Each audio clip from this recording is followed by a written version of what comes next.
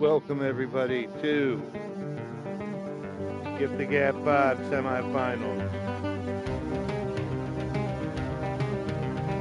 This is when it all goes down. We find out who makes it to the finals.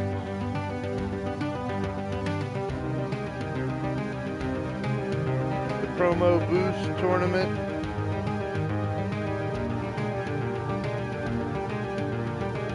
means promos can help your character advance.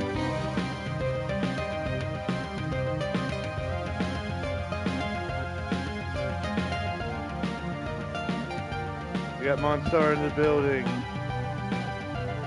Tonight the talking is done until we get to those semifinals for the men, finals for the ladies.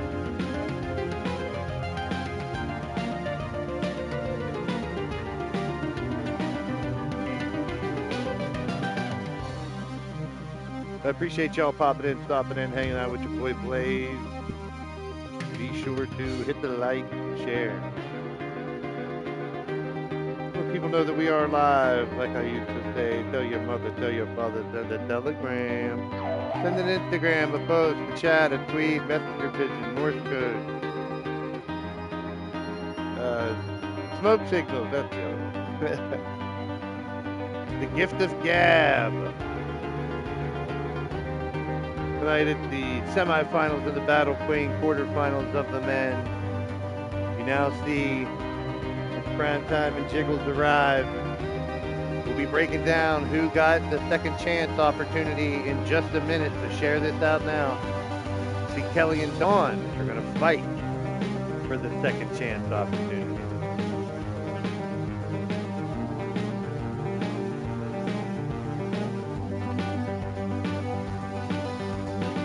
Sit back, relax, let the AI take you for a ride. Strap it in, strap it on, strap it up, strap it down, whatever floats your boat, whatever makes you happy, people. The gift of gab continues. And remember, we're all winners. I hate to see anyone have to leave the competition. But tonight's the night when we get down to the nitty gritty. Here are your theme songs for the gift of gab. As we get the show all set up and shared out. Damien's here, Fusion's here, Jiggly's here. Prime time. Good to see y'all. Welcome to the show. You're tuned into Blaise Radio. Right here on the Blaise Radio Network, here on YouTube, the gift of gab.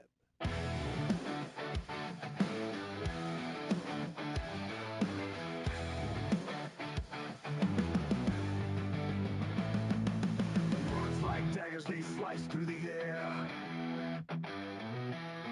Sharp tongue swinging, who's gonna dare? Stand in the circle, the fire burns bright. A battle of wits before fists take flight. The gift of gab, yeah, it's the edge we need. Speak your fire, plant the seed. Go for gold in the combat storm. Leaning toward death when legends are born. That's right, leading towards death wrestling, people, get ready. Louder they crave the show. Kingdoms crumble under words they throw. A spark ignites before the clash.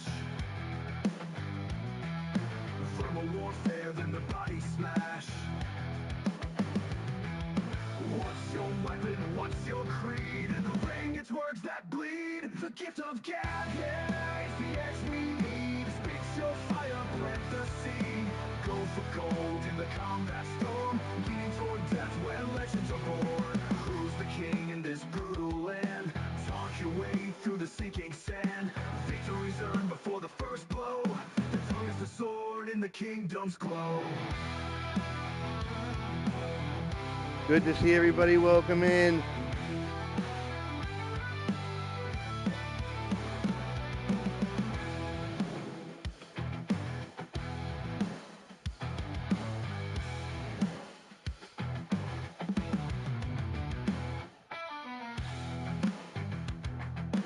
Tonight we have the semifinals. You already see Crushing Kelly and Evan Dawn.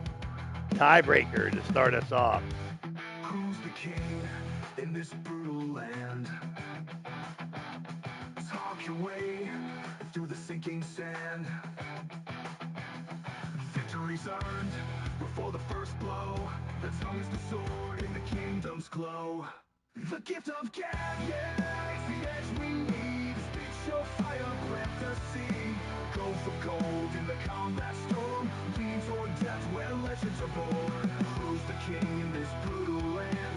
Talk your way through the sinking sand. Victory's earned before the first blow. The tongue is the sword in the kingdom's glow.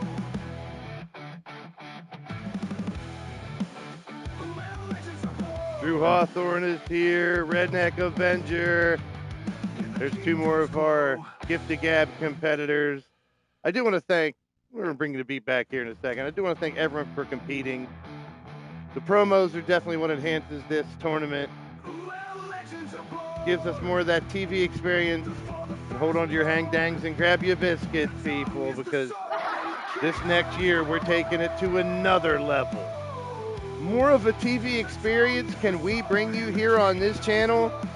Stay tuned to Blaise Radio to find out more.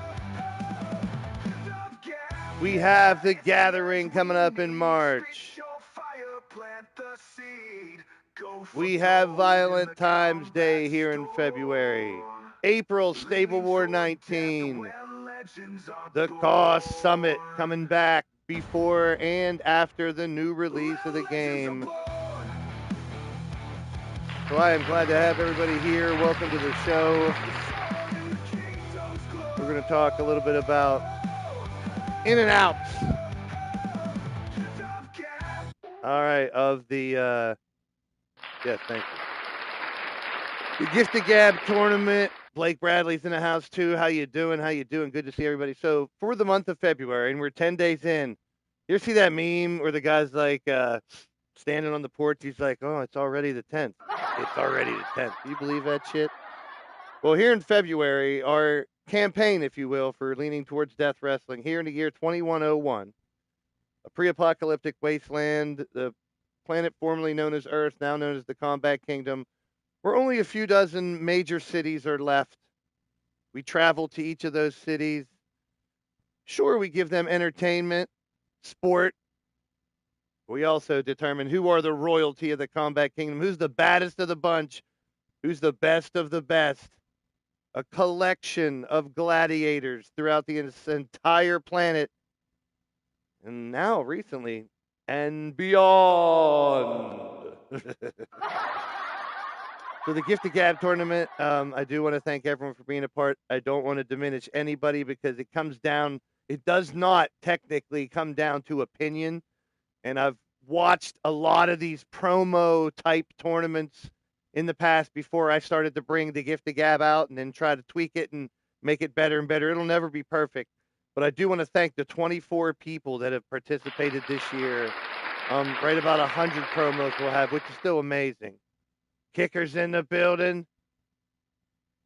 And this is the semifinals of the Gift of Gab. We started with 16 men. We started with 8 women. We had Crazy 8 matches to introduce you all to those you'll be fighting or reintroduce you all. And at the same time, gave you ammo for your promos. Now, as people are eliminated and we talk about what I wish they had more of, just keep in mind, I'm not perfect either. I love cutting promos, but I'm here to kind of observe from the outside, give my 2 cents, and, well, fuck it. It's my show. You're going to have to hear me. But if you guys have opinions, I know Odds has always been very open about trying to help people give his opinion on what he thought of the promos. And they're all opinions. And we know what opinions can normally separate communities. We've seen it here before. We won't let that happen again. However, nowadays, I want to discuss what we think the differences are. What do these people need to become better? Or how can we share our best practices with others so the entire community gets better? At this point, the Gift of Gab, these 24 individuals were all at least some good level of cutting a promo, or else they wouldn't have been chosen for this one. Yes, you guys were pretty much chosen for this one. Some need to get better. Some need to try different things. That's my opinion. If other people have the same opinion, then maybe consider making a change or doing something to get better. There's always people to reach out to if you want to try to get better at the promo part of this game. but I've always said this is a game show wrapped in a board game disguised as a video game. And that's what we're doing. We're rolling the dice, we're playing the cards. It's a interactive digital wrestling game for your entertainment, you in the chat. So I appreciate everyone's understanding not to take it personal when you lose, or if the judges, and that's why I take it about 7 opinions, sometimes more. I just reach out to people and be like, "What'd you think of these promos?" And they'll give me a rating. So I do anonymous to try to get a consensus. I don't want it to be my opinion. I just want to be the man to bring you the news. Here's the wrestlers we brought together. Here's how they're fighting. Here's where we are in the gift of gab. Crushing Kelly and Eben Dawn, they were very close in these last promos. We'll be playing just a couple promos before each match. So if all your promos don't get played, I apologize, but we'll try to get most of them tonight. Um, Obviously, we'll be playing the ones that we thought were better. So if your promos don't get played tonight, take it as a, hey, maybe I got to change something if I want to keep doing this and do better. If you just enjoy promoing to promo, that's one thing. But don't take it personal if you get eliminated from the gift of gab. I think we've established that long enough and got rid of some of the bad seeds that were trying to spoil the bunch. As far as not taking this personal or using out of character stuff for promos or nothing. But I think, and I'll talk about it more on the talk show on the 16th. We're starting to see a lot of repetition in promos. Sure, I can tell someone about themselves. We're seeing a lot of repetition. One of our competitors has a little fun with that in his promo. And keep that in mind, everybody. If someone makes fun of anything you do as your product for your character, it's making fun of the character, not you personally.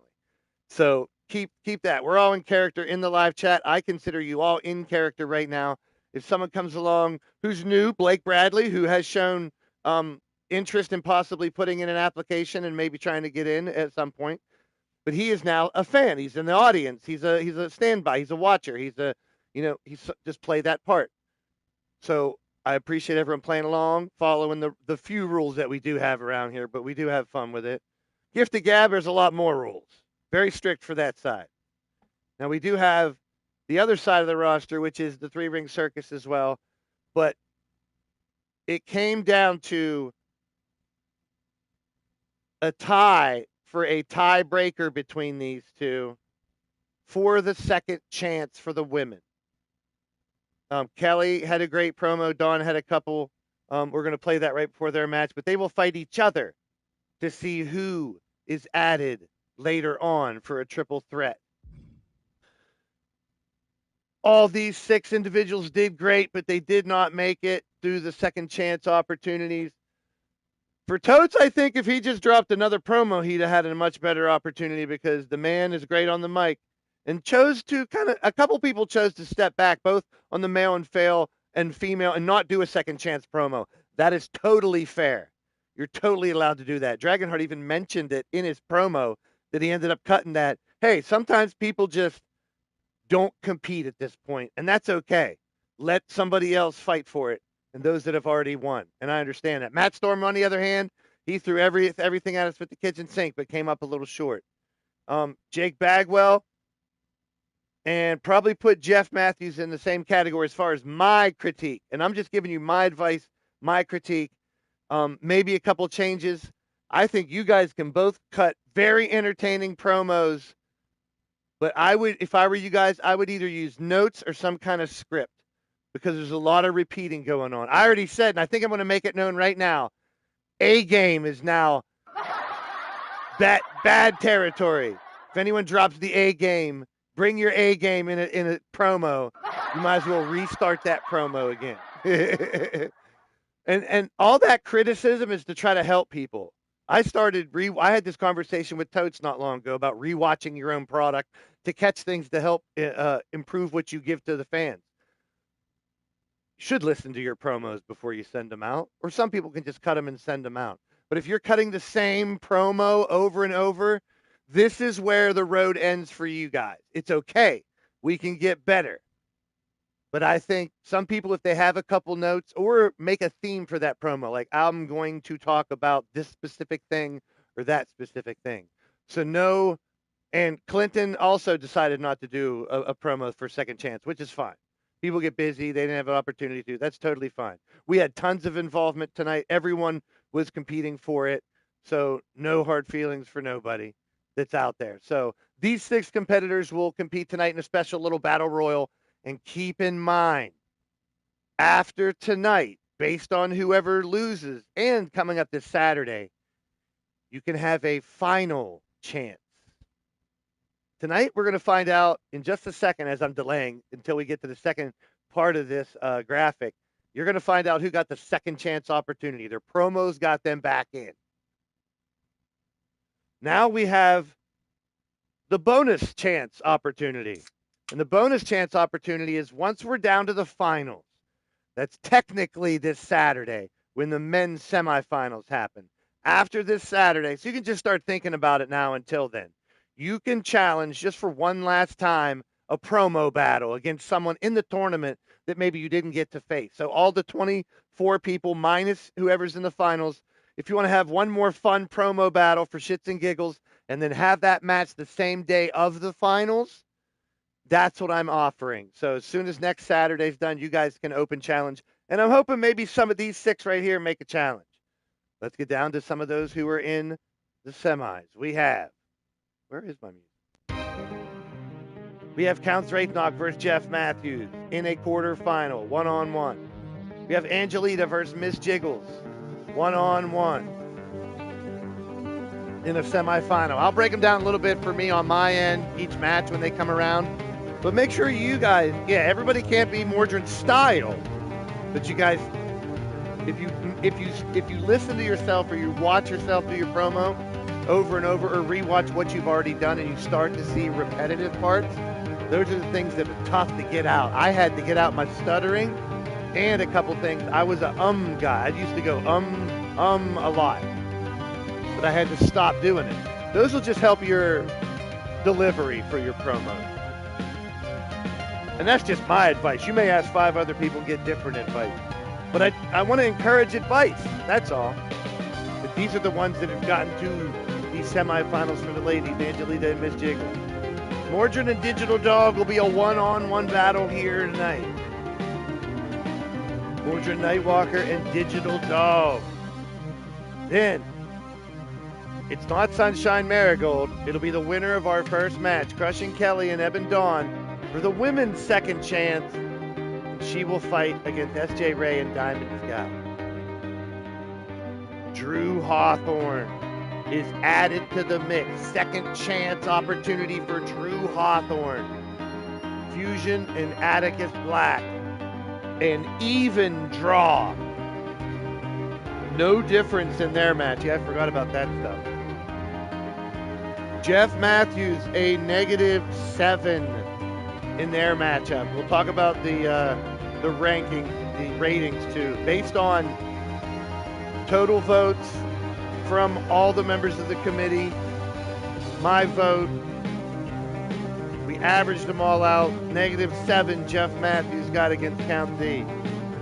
Miss Jiggles only a -2. This one was very close. Same thing, Mordred and Digital Dog. There was a bigger deficit for some, but then a couple that made it even or just a little bit the other side made Digital Dog a -2. Diamond Sky will go in just -2 on S.J. Ray. Atticus Infusion it was a 2, Diamond, and you're just being real. We're just trying to be real. This is nothing personal. If you're down by a couple points, we do appreciate all the promos have been phenomenal. I listened to them all yesterday, along with touching base with a bunch of judges and some people on the side. Digital Dog -2. Atticus and Fusion are even against Drew Hawthorne. And then Brandon Bones. Brooklyn Joker was a -7. He's Brooklyn Joker. Obviously, you just started promoing, so we've said it time and time again that we're happy that you're doing promos. Now it's time to start reaching out to somebody, getting a buddy, asking for help, and finding out what you need to change to get better. Same thing with other people. Mix it up a little more. We'll rewatch your promos and try to find things that you do. Ask other people what are the things that you don't do. Volunteer your information. If you're in the company and you see something that's repetitive or they're using the same thing, we'll talk more about the repetitive stuff when we get to the Counts, Ray Fuck and Jeff match, and it's all in fun. Of course. We get ready to match one. This is the Gift of Gab. Get ready to get your votes in as well. We're going to knock them down to 2 women and 4 men after tonight. Get ready. It's time for the Gift of Gab.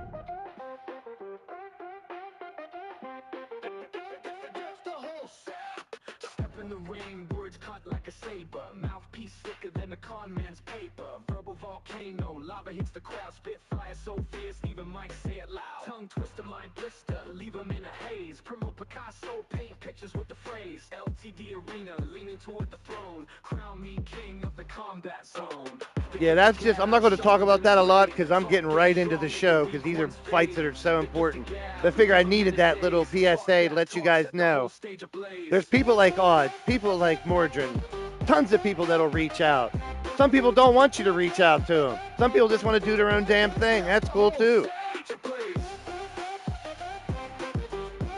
Just be careful with using Chat GPT and not letting it write your promos. It's a good point, though. People want to do that. Don't let it write your promo. Let it kind of help you, guide you, give you ideas and stuff. But make sure when you write your promos, it's you writing them. That's the one thing we do want to stay away from is letting the AI write a promo. We know it can do just about anything. I'll be getting into that a little bit more once we go into the Claw Summit, too, coming up soon. I definitely want to dip into that with Totes has been using AI a lot, Monstar as well for graphics and things like that. We're going to talk a little bit about that. We're going to talk about entrances at the Claw Summit, something I hold near and dear, the music, the entrance, the ring announcer, the introduction of each character every time they come out. Can tell a lot about a character. Yeah, Jake, I just think, my opinion to you, Jake, if you don't mind me giving my opinion to you, just have a script, have a couple ideas. Jake, you have the tone and the attitude and the experience to know how to give a promo, but you dig right back deep into the same thing. Like if I hear it, like Jeff does it a lot, and like I said, I don't want to hammer on Jeff, but how many bullets with that names does he have on him? I don't know. And Matt Storm got a taste of environment messing with you with the old beep. So we're going to break it down right now, get into the fights. We'll talk more about each of the matchups before each battle. So let's get to the promos. We got a Kelly. We got 1 Kelly and 2 Eben Dawns, I believe.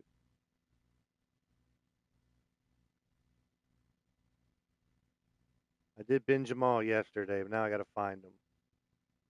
There's the start of the promos, February 3rd.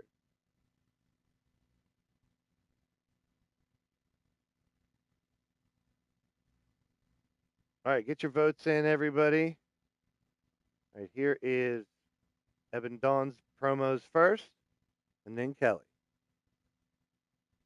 LTD, Gift of Gab 5, I want back in.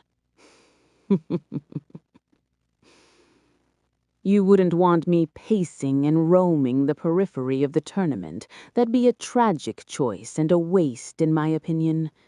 Jiggles was on target for once, at least in the ring. I'll certainly give her that.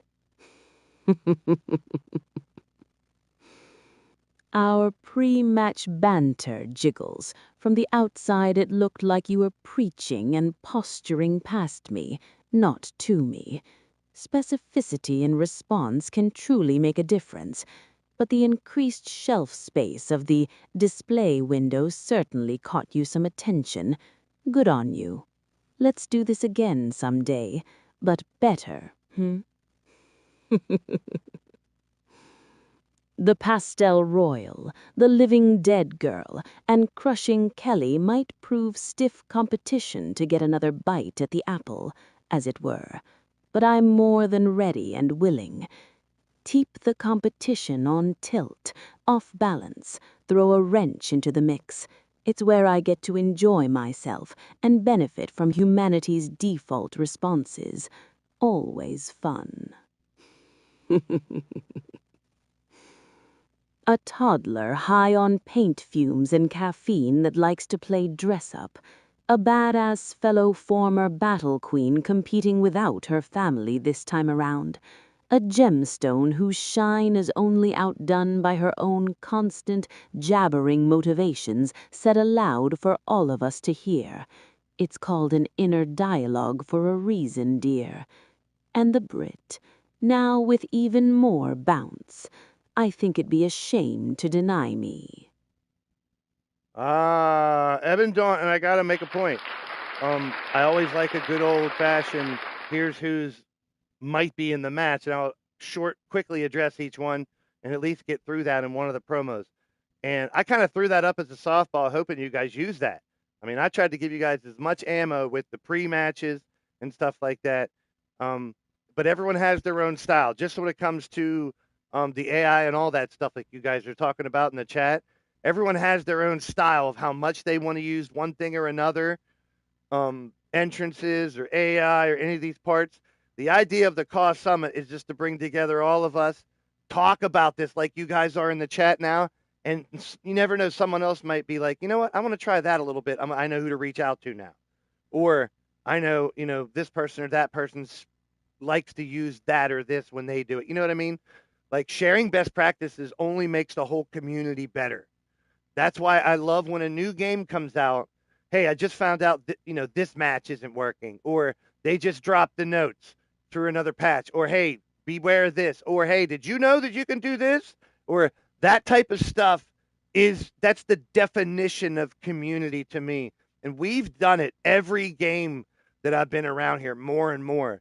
So that's a part of the community that we have, and any community attached to it. That's why the gathering's important, because we want to spread out information to all those communities too, even if they're not directly attached to us. Those directly attached to us, even more so. Spread the information around. And voice promos, AI promos. This has been a really nice test of using voice promos, of how you guys have been using them. We've seen so many different styles, so many different deliveries, so much information given in just a couple minutes. Let's listen to Eben Dawn's second promo and then hear Kelly's response before this crucial second chance tiebreaker match. And the winner will have to fight again later on tonight in Triple Threat semifinal. Oh, Miss Mork, are you lost? No, Eben Dawn. I wanted to follow up on some of your second chance statements. Okay, which ones? Was I inaccurate or mistaken? Taken out of context? You called S.J. Ray a toddler. Was that really necessary? Of course it was. She called Kelly old. Is turnabout no longer fair play? So no comment or concern over the paint huffing or caffeine. Interesting. Well, you also seem to harp on Diamond Sky. Any particular reason? It's a tournament. She was, hopefully is, an opponent. You can't tell me the constant, I can do it, or this trip to the bathroom won't break me this time. Being said aloud, and rather often, doesn't inspire anything but a suppressed groan from most in attendance. Wouldn't you agree? Okay, Eben Dawn, you seem to be skirting around criticizing Crushing Kelly and Angelita Matthews, though. Why is that? I'm competing against Kelly to re-enter the tournament. That's its own passive selection, right? Possibly facing Angelita at some point, if the committee selects me. She and I duked it out last time, a bit hazy in my memory, but still a fun spat. Speaking of that, what happened to Melinda? Is she still around in one way or another, or... I'm not some hijacking spirit, Mindy. I'm the amalgamation of Melinda's life and the darker, less hesitant parts she tried to cage and forget about all those years ago. Back on point, though. That spot is mine. All right, there you have it. The words of Eben Dawn. promos are solid. I really like her delivery and the tone and everything. Just, get you into that character really quickly. So, Iffy, I'm really glad you switched it up, especially here. It seems like you're diving really into this character and having fun with it, and that's really what it's all about. Um, I did see something else in the chat I wanted to talk about. Yeah, it's the AI thing real quick, which you guys talked about a little bit in the chat. Here's the way I look at it. It's a great tool, but it can't become the whole toolbox. If it's a tool you use to refine certain things or enhance your product, please do it. Because not everybody's really good at logos or really good at this or really good at that or thumbnails or really good at that. But this stuff can help a lot of people, and it enhances everything. Like, I love going to the different shows now and seeing like really crisp logos for companies and shit. I mean, that's what I got a marketing degree. That's what I used to do. I wanted to make commercials out of college is my thing. The whole advertising and marketing end of wrestling has always fascinated me. Merchandise, toys, the actual wrestling figures, cards, collectibles, everything. And the characters themselves that we've created here. And that reminds me, the digital cards will be coming back soon too. Might take a back seat for a little while. I'll be doing a little bits of that here and there. So it may be a couple months before the cards are really out. But everyone here at the end of 2K25 is getting a digital card. I'm using these last 2K25 shows to make the digital cards. So the cards will already be out of date by the time the new game comes out. I know. Here's Crushing Kelly's response right at exactly 2 minutes and 30 seconds. Like I did mention, it could be up to 3 minutes now, which is great. But there was also people that went almost 4 minutes. I don't want to be a dick about just going over a little bit, but I've already extended it 30 seconds. If you don't keep it within 3 minutes, that will be one of the reasons you're probably not in the competition anymore. Just saying. I got to start to be strict about some of the rules, or else why have rules in a competition at all? All right. Firestar's in the building. Let's hear from Kelly. 2 minutes, 30 seconds, her response from Evan Dawn. So the first round to Get the Gab didn't exactly go my way. But until SJ Ray gets past my tag team partner, it's no longer worth my time. Because I have a second chance to get into the finals. First against Queen Steppers, a zombie badass that I've known for years. Fought alongside many times. Fought against many times. And she's stepping into a combat zone that I have been battling on the front lines of for years. I say experience wins out on that one. Then there's Emily Lonale. Great competitor. I consider her a sister. Multiple accolades. But is still crawling out of the rubble of a bad decision in an alien invasion. Where I, for one, never had any confusion which side I should have been on. Then Evan Dawn. No doubt a great competitor in the ring, but just doesn't seem to be bothered to have the time or effort to lob any solid shots my way. Like I'm some already dead piece of roadkill. Not deemed quality prey. Luckily for me, her opinion doesn't matter and doesn't get me into the finals. So to the powers that be, deciding all of this, you've seen my body of work. You know I'm one of the mouthiest bitches on this roster. And refuse to just lay down and die like my life is freaking over because I got knocked out first. So if you want someone who has the longevity to keep getting back up regardless of what others have to say about me, my direction is where you should be looking. Because I may not be the most popular. I may not be the one who is on everybody's minds when it comes to, oh, who's going to win out in the end? But I have had to rebuild myself through every damn loss since I got here. I can easily do it again.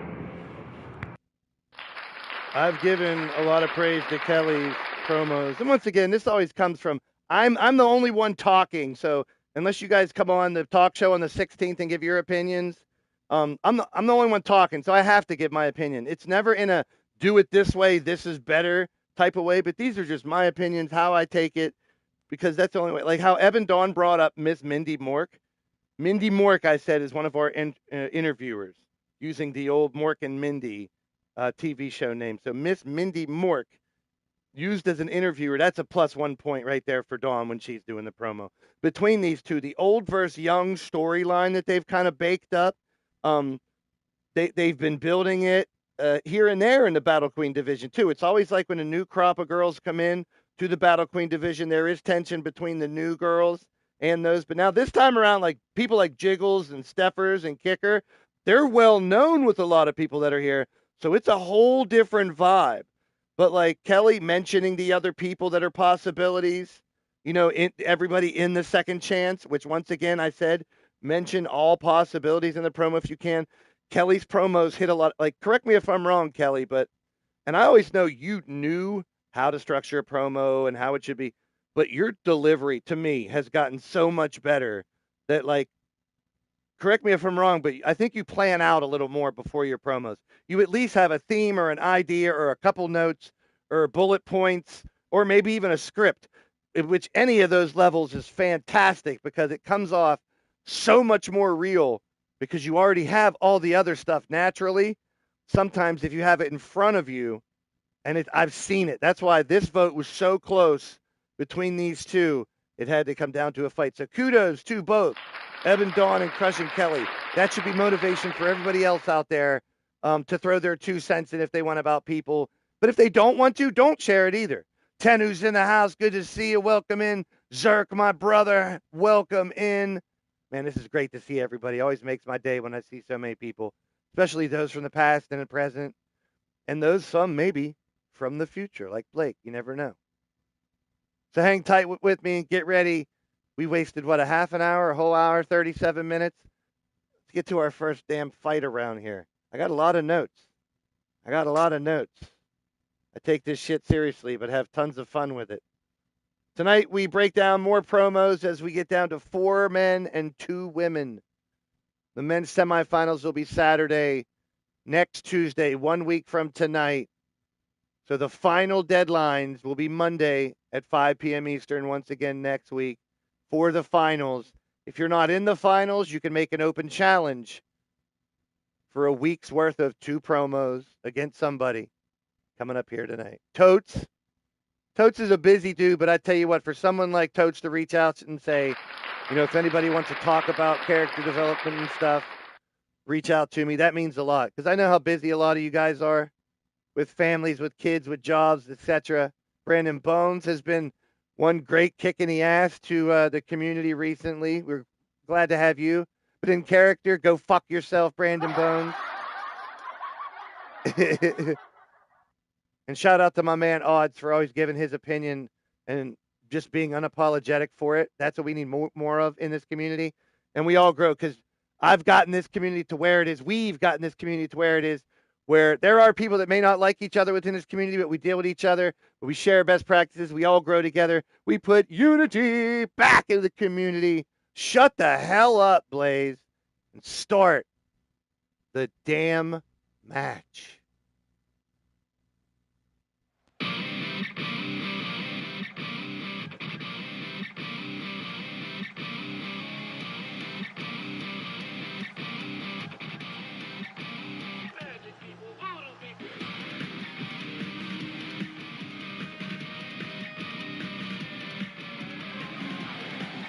Coming out first from Milwaukee, Wisconsin.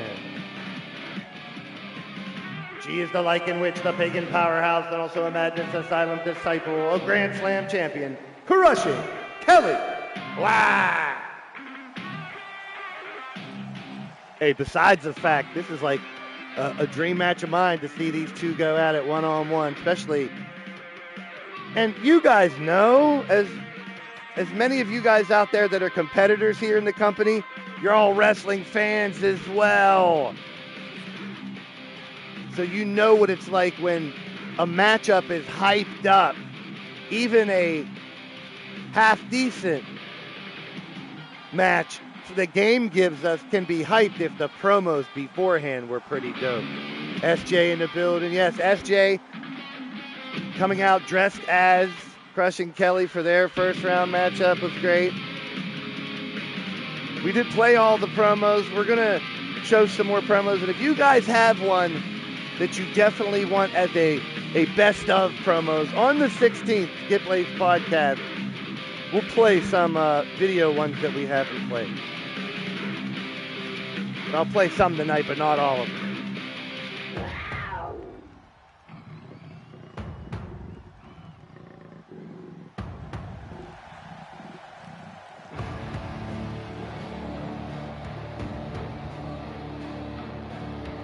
Her opponent, one half of your leaning towards Death Wrestling Battle Queen Double Duchess Tag Team Champions with Molly Mercy in the triage unit. From Merida, Mexico, she is Ebon Dawn. Meriditha? Oh, Ebon Dawn recently is indeed freaky. Shout out to Totes. I always give trademark copyright shout out to Totes every time that comes out. And every time I say freaky, I can't just say, well, I just did. Freaky. Stepper's in the building. Yeah, script isn't always necessary. I'm not saying that. That's just an option. Like I said, there's a million different ways to do it. Even if it's just bullet points or, hey, this promo is going to be about this on that person or that. Or little reminders. I think that could go a long way with some people. I could be completely wrong. One thing I'm not wrong about is you can talk all the talk you want. It may give you an advantage, but it's going to come down to the fight. We can do this 24 competitor gift to gab tournament 24 times and get at least a dozen different winners. Merida.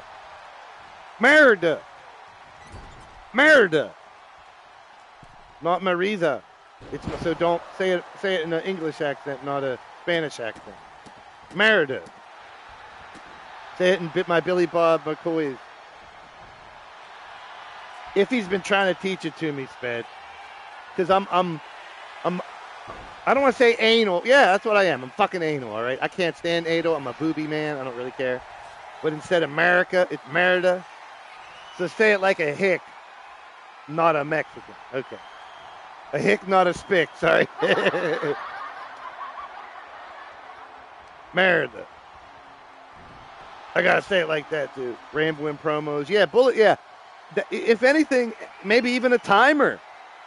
If everyone has a secondary thing that tells time, like a laptop or a second phone or a clock or a stopwatch, anything, another person's cell phone, time it. Make sure you don't go over that. I'd hate to disqualify someone for doing 3 minutes and 5 seconds. Because now I almost have to. It was 2 minutes. Even Riley, who is, I hate to keep repeating it because it sounds like, oh, Riley's a real wrestler, so we got to listen to everything he says. No, but it's great for him to give his advice, who's in the real business right now, as a referee, a manager, and a wrestler, up there in New York. So he did say most promos are 30-second, 90-second, or 30-second, or 60-second, or 90-second spots at the most. They're 30 or 60 seconds. Count, you love them.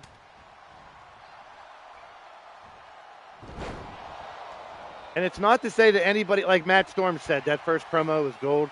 And even the beat promo was good, but the distraction of the beat. So a lot of us learned about that.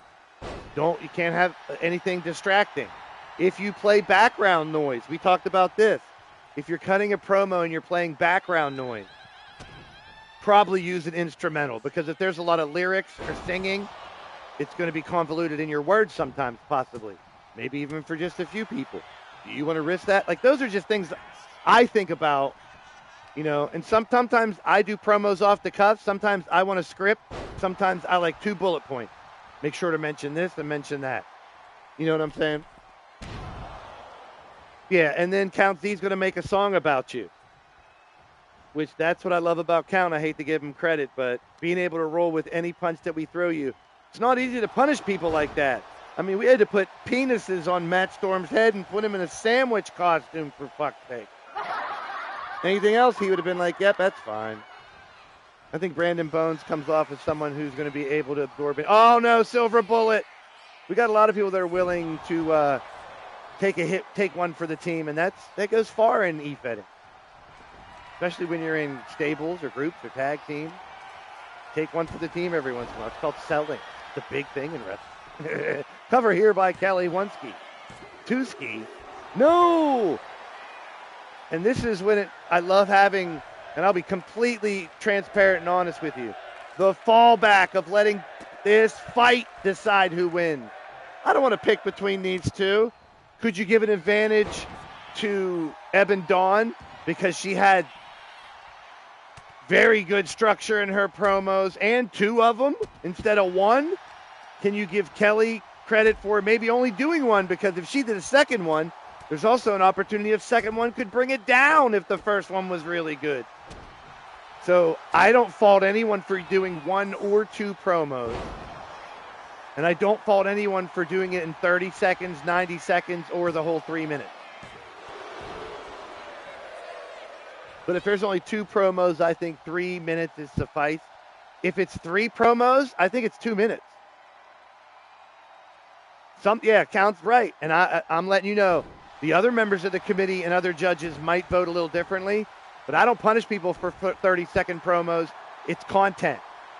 If they can get their point across in content, that's great. And I'm a talker. I'm hard. Like some of you guys that write, it's hard to keep it within 3 minutes. Oh, this might be it. This submission by Kelly, I've been begging her to name it. But Ebon Dawn got out of it.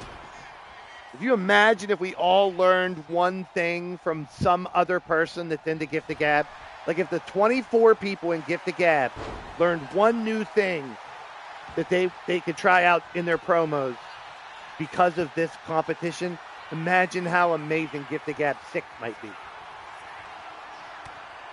And what if I make it super strict and just do 4, or I'd have to do 6, or 8 women, 8 men. Here's a cover by Ebon Dawn after dropping it like it's hot. 1, 2, and Ebon Dawn is moving on. The Jaguar, the Leopard. That crazy cat. Man, we got a lot of felines that are ferocious out there, specifically in the Battle Queen division, people. But our next match, we just invited a bunch of people back to get into a battle royal. No promos, no entrances, just the winner of a battle royal, and that's coming up next.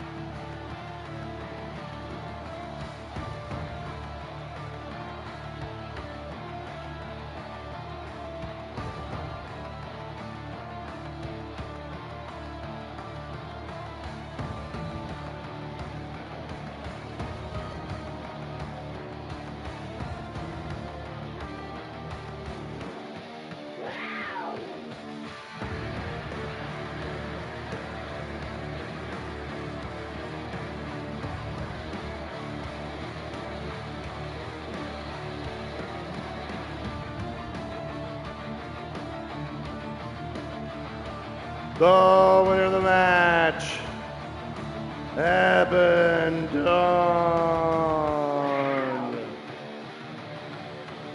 So bad, like, want to give her a nickname, something I say before that. Like the something Ebon Dawn. Me and Iffy have been talking about it behind the scenes. Like, I want an extra nickname for her for some reason. Oh, totes that, and whatever they're doing to universe mode, if it gives us more of a TV experience, I'll give it a fucking shot. I have learned so much from people like you guys, like Matt Storm, like Diamond Sky, like SJ, like Atticus, like Joker, like Jiggles, like Totes, like Kelly. So many. You guys are just absolutely amazing. So that means Ebb and Dawn will fight SJ, Ray, and Diamond Sky later on tonight. Keep in mind, after today, you guys have 2 promos. Only 2 for the finals when it comes down to it. Tonight we'll know what the ladies' finals is. You might want to save your promos. You might want to use them quick. That's all up to you. Jay Vulture in the building. Welcome in. Here's in honor of Count Wraithnock. Here's his Gift to Gab theme song. I'll bring it back for him one time. Only because he has something else he wants to play for his. As we walk out these 6 competitors for a little honorary consolation battle royal between those who are not in the competition anymore.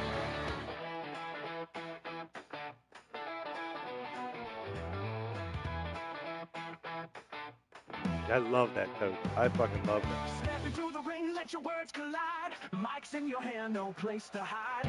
Tongue like a blade, sharp and mean. Every syllable cuts, every insult's clean. Oh yeah, call it the gift of gab. Oh, can't you see? The combat kingdom's about to get nasty. Coach McGoats is in the ring first.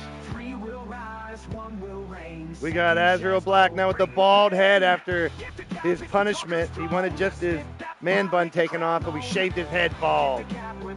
Dragonheart bowing out of the company in a promo, but just cut the promo anyway. But hey, but if you're going to bring me back in, I'm going to give it my all. Love Dragonheart's attitude. Dragonheart, I love you too, bro, and I love his enthusiasm, but he can always bring something new to the game too. Matt Storm thought he had it in the bag to get back to the finals, but it doesn't always work out your way, Matt Storm. Jake Bagwell, a veteran in this game of gab. And here we go. Over the top rope battle royal. There are some that show so much enthusiasm and respect for the game and love for the game that goes a long way for me. Now, eventually, especially in a competition like this, when the chips are down, it comes down to whoever did the best promo. And that's why a lot of people in this match and other ones, by whatever choice or not in this competition. And as I said before, whoever wins this competition, we could do this same competition 24 times to get at least a dozen different winners. So whoever wins this competition this time around, that just means they are the best at the combination of promos and fighting this time around. So take nothing against it for these 6 or anyone else who eliminated or out of the tournament. There's only one that can win. But throughout the process is what we need to focus on. How many new storylines?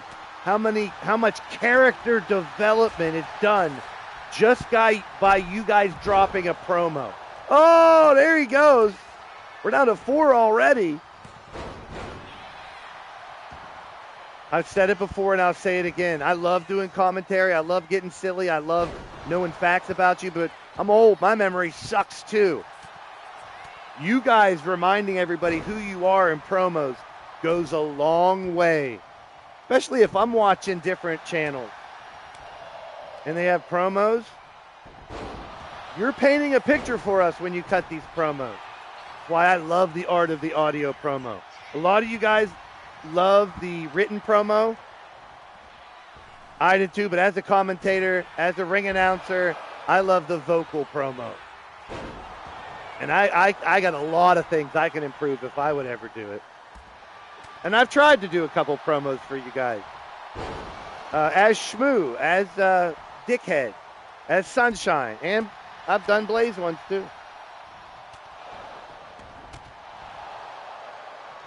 Yeah, exactly. So the written aspect is still very important, especially the live chat. That's what I want you to be in your character the most.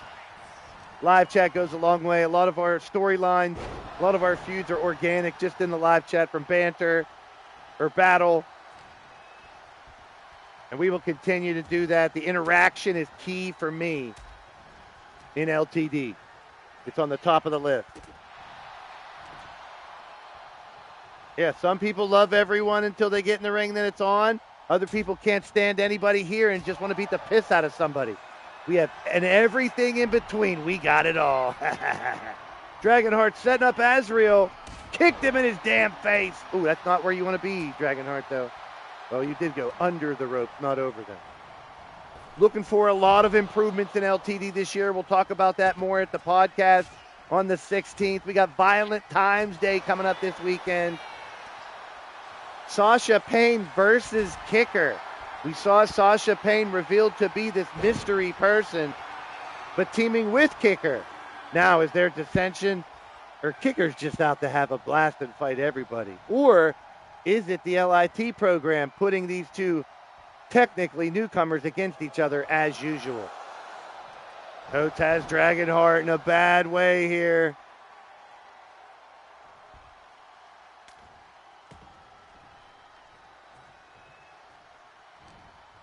Collared elbow tie up. This match was thrown in at the last second just to give these guys an opportunity we can talk about them.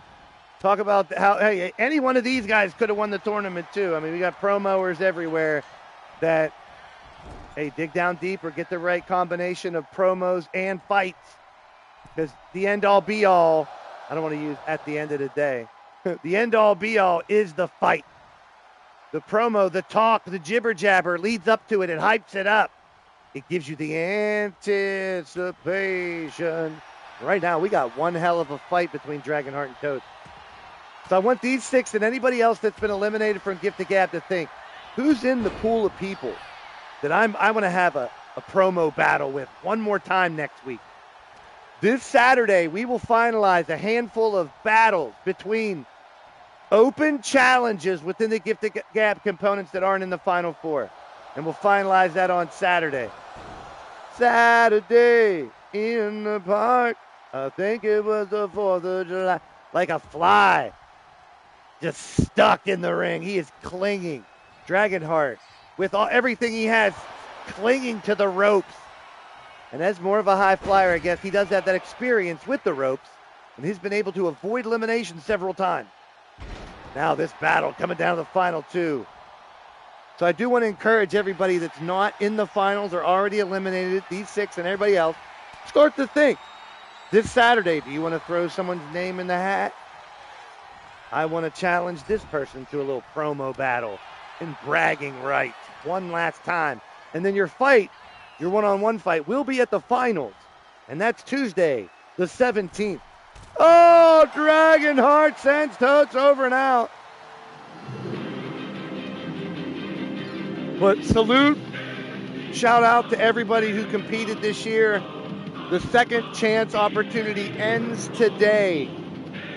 After tonight, there'll be 2 men's semifinal singles matches and then both finals. Who will win the Gift of Gab and get that top title shot? And maybe even more. We're about to get into the knockout round, the quarterfinal matches. And some promos as well.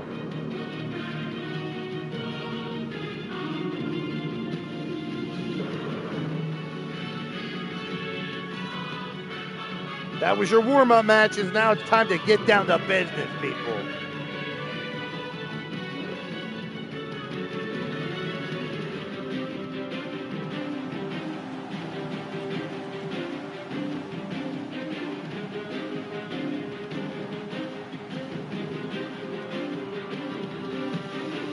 The winner of the match, Dragonheart. And I do want to shout out Dragonheart for having the attitude of, hey, maybe it's someone else's opportunity to win this time. I'll bow out, but here's what I would say if I would do it. And Dragonheart just always giving his 100% heart at what he does here in the EFED world. So shout out to you, Dragonheart.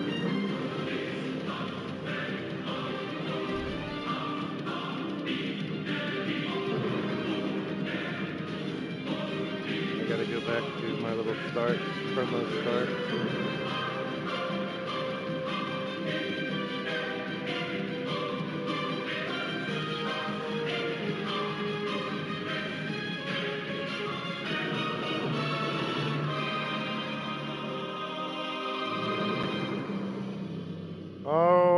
right, so count the. I'm just gonna play one of Jeff's. Jeff, are you out there? You got like 10 seconds to tell me if you want the first one or second one played. Because I'm just gonna play the first one, I think. Because I'm not gonna play all the promos today, so if all your promos don't get played, don't worry about it. Well, I understand we back in the gift of gas, The first but one. here's the thing. I understand my opponent is no other else. It's called Mr. Count C. Knock. You want me to call you that, Mr. Count C. Knock? Because here's the thing, man. Because I understand you wearing Goddess in Pain thongs on you a lot, because that fucking not gonna work anyways. Because here's the thing, I'm gonna say this. I'm going to give you a bullet with your name on there. Like, trust me, man. I understand that bald spot. You remind me of fucking Azrael Black, of course. But here's the thing, man. How much you want to bet that I could beat the little shit out of you? Because here's the thing, man. I understand you holding that Crazy 8 championship. Because here's the thing, man. You're not looking like crazy. Oh, nothing to ask. I'm just saying. Because trust me on this. You see my ass right here? The word to say, fuck them? I don't give a lazy fuck about. So I can kick your fucking ass. So I'm just saying this here and now. Bring your fucking A game, bring your B game, or your C game. And I understand sooner or later I will going to say this. Goddess, I hope you're listening, of course. Because until I beat the little shit out of Count Svegnok, aka your man, you will tell him that I whoop his fucking ass. So I'm just saying that. So Count, let's face it, you would get your ass beat. And you know damn well, take that freaking Crazy 8 title and you can stick that shit up your fucking ass. And trust me on this, I'm not playing fucking games here. I'm here to win it and dig it. That's all I'm going to say this for now. Jeff, you did get me with the stick of the Crazy 8 up your ass. Where's your second one, Count? Because your first one is your intro. Correct? Count the A Muffin Time Surprise. Ladies and gentlemen, it is I, Count Reithnok, the Muffin Man, Mr. Goddess of Pain. Jeff Matthews stepping up into his big boy panties. Oh, it's so good to see. So you say you're not here to play games. The problem is I only see a joke in front of me. So if you're going to make a joke of my wrestling business, allow me to make a game of it with you. Let's play Count the Catchphrases. And by catchphrases, I mean repetitive statements. As said by Jeff Matthews. Count Rathnok's here with a wicked grin, baking up trouble, let the chaos begin. Muffin time, stir it up and cross the line. Wrestlers talk and sparks will fly. Category number 1, here's the thing, man. But here's the thing. Here's the thing, man. Because here's the thing, I'm going to say this. Here's the thing, man. Here's the thing, man. Here's the thing, man. Here's the thing, man. You know. Here's the thing. Because here's the thing. Because here's the thing. If you counted there, that was 10 times he said, here's the thing. Man, that's annoying. But time for the next category. I understand. I understand you. I understand that. I understand you. And I understand sooner. You know, I understand. I understand. You know, I understand people. I understand I'm facing. If you counted there, that was 8 times he said, I understand. We all understand. You're boring. Now time for the surprise bonus round. How many times do you say bring your A game? 3 times. How many times do you say B game? 2 times. How many times do you say get ready? 7 times. You see this? You repeat yourself. A broken clock is right twice a day. Not 8, not 10. Come on, Jeff Matthews. You want to go against a former winner of the gift of gab, and this is the trite, cliche, backhanded slop you send me? I'm disappointed. And that really concludes Muffin Time. counting catchphrases and redundancies in LTD. That wraps it up nicely in a bow is all the time I have to discuss your inadequacies, Jeff Matthews. Another classic from Count. And I gotta say, much as I can't stand the son of a bitch. Ha! Got him! Ha! Got him! Ha! Got him! Ha! Got him! That's what you can expect if you keep repeating something in many promos. Jeff, I love you, bro, but that's something you're going to have to try to work on if you want to go any further in these type of competitions than right here. Your fighting can take you so far, but consistently need to get all the luck in the fights and not have the boost of the promos. I think you need a little bit of both.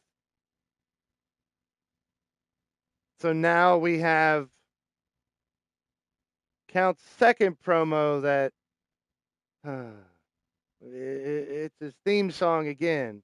He wants to use it. He's paid to use it. And it's also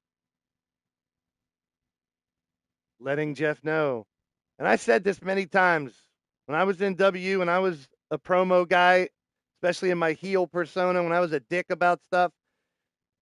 And I say it still now. Everything you say or type can and will be held against you in the chats of Blaise.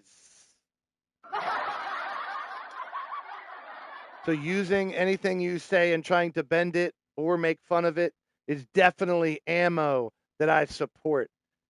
So beware of what you say if you're in the gift of gab. It is called the gift of gab for a reason. So let's face it. I already said I want to make a T-shirt about the let's face it, but I'm not going to make a T-shirt on the A game and the here's the thing and the bullet with your name on it too. No, I'm not doing it. Here's Count's second promo / his entrance. Face it, Jeff. Cassie Bomb in the house. What's happening? Ladies and gentlemen, this is Count Thraithnock with a new single, Face It, Jeff. Mr. Angela Knight, the song's for you. You walked in hanging off her name. Two titans built that house, you just claimed the fame. Prestige on a jacket, not on your skin. You stapled to her spotlight, trying to get in. Face it, Jeff, you're the +1 on the flyer. Face it, Jeff, or a glow, call it fire. You know what I'm saying. Hey, you know what I'm saying. Hey, they chant a name. They just tolerate the liar. Face it, Jeff, you're the +1 on the flyer.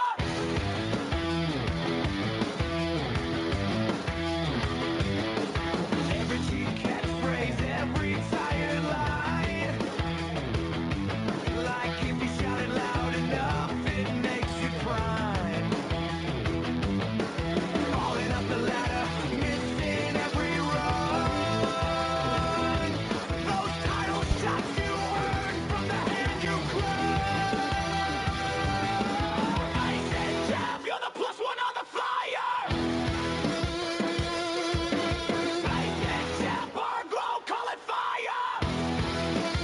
You know what I'm saying. You know what I'm saying.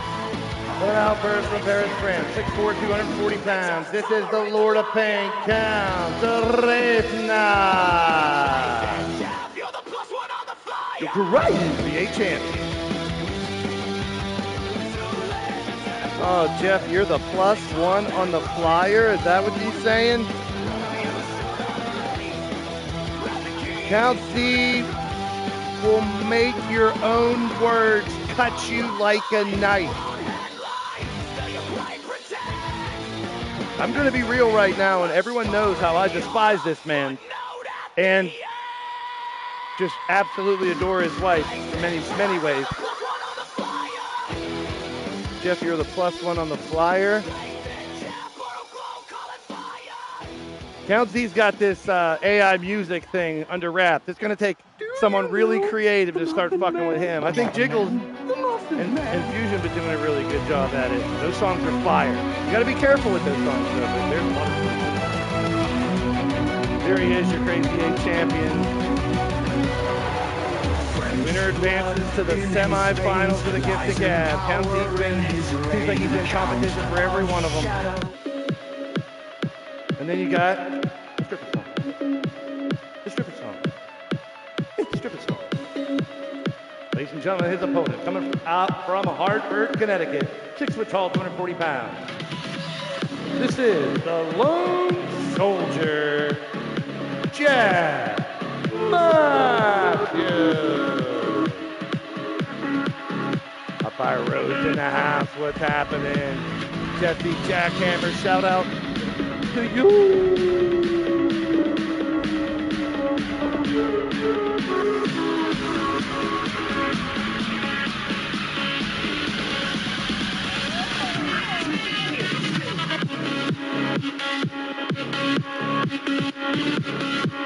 Does it sound like a stripper song?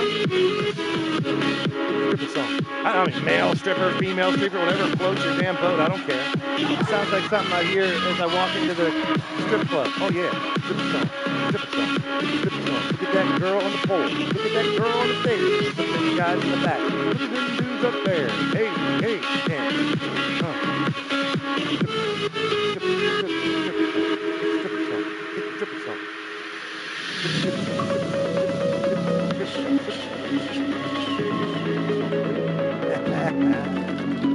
Hey, Jeff Matthews, like him or not, as he really stepped up his game in the last 6 months. He's had that world title reign. One Gift to Gab for with the team of the Chosen family.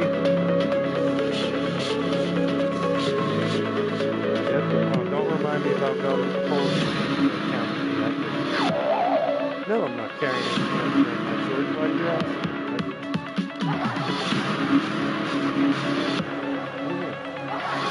No, it's not in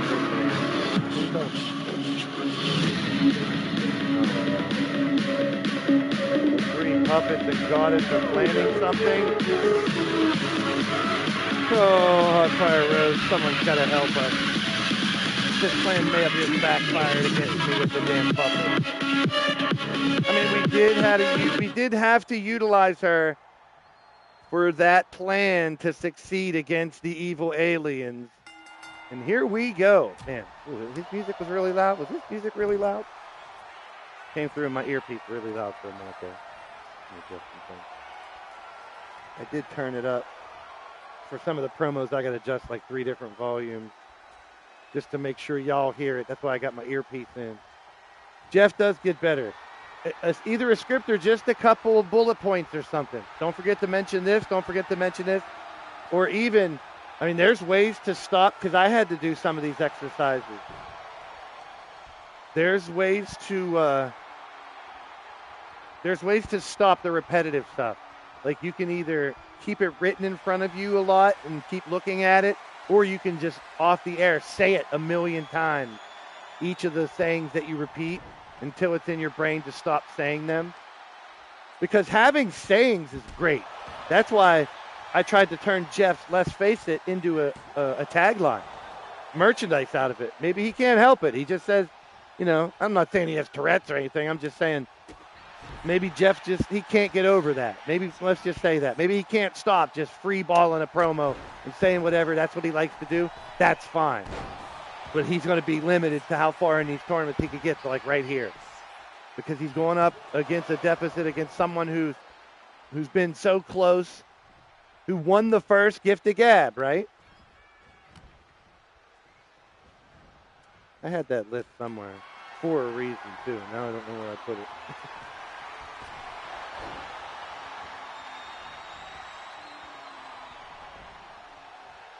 The winner advances.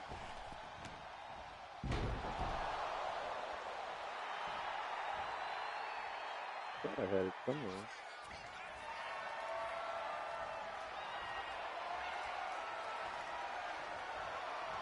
Huh.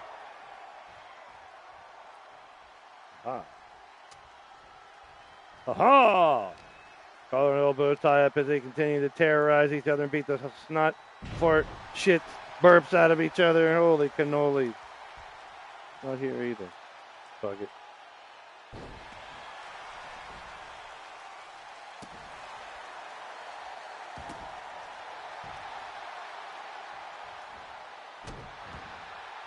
Jeff Matthews on the offensive. And here's another thing. Regardless of the promo difference, you can come out. We've already seen several fighters fighting at a deficit win matches.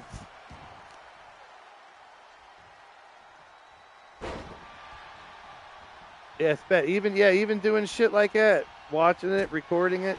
I've always been, because of, it's kind of like it's a learning disability with like comprehension. Like I could never comprehend things. But if I say it, see it, write it, my comprehension goes up like 50%. Here's a cover by count. 1, 2. So the way I used to study is I would continue to write notes, then rewrite notes, and then rearrange and reorganize notes, because it's in my brain then after a couple times. And it's just a memory that I can regurgitate. So I had to learn differently. 2 count and a kick out.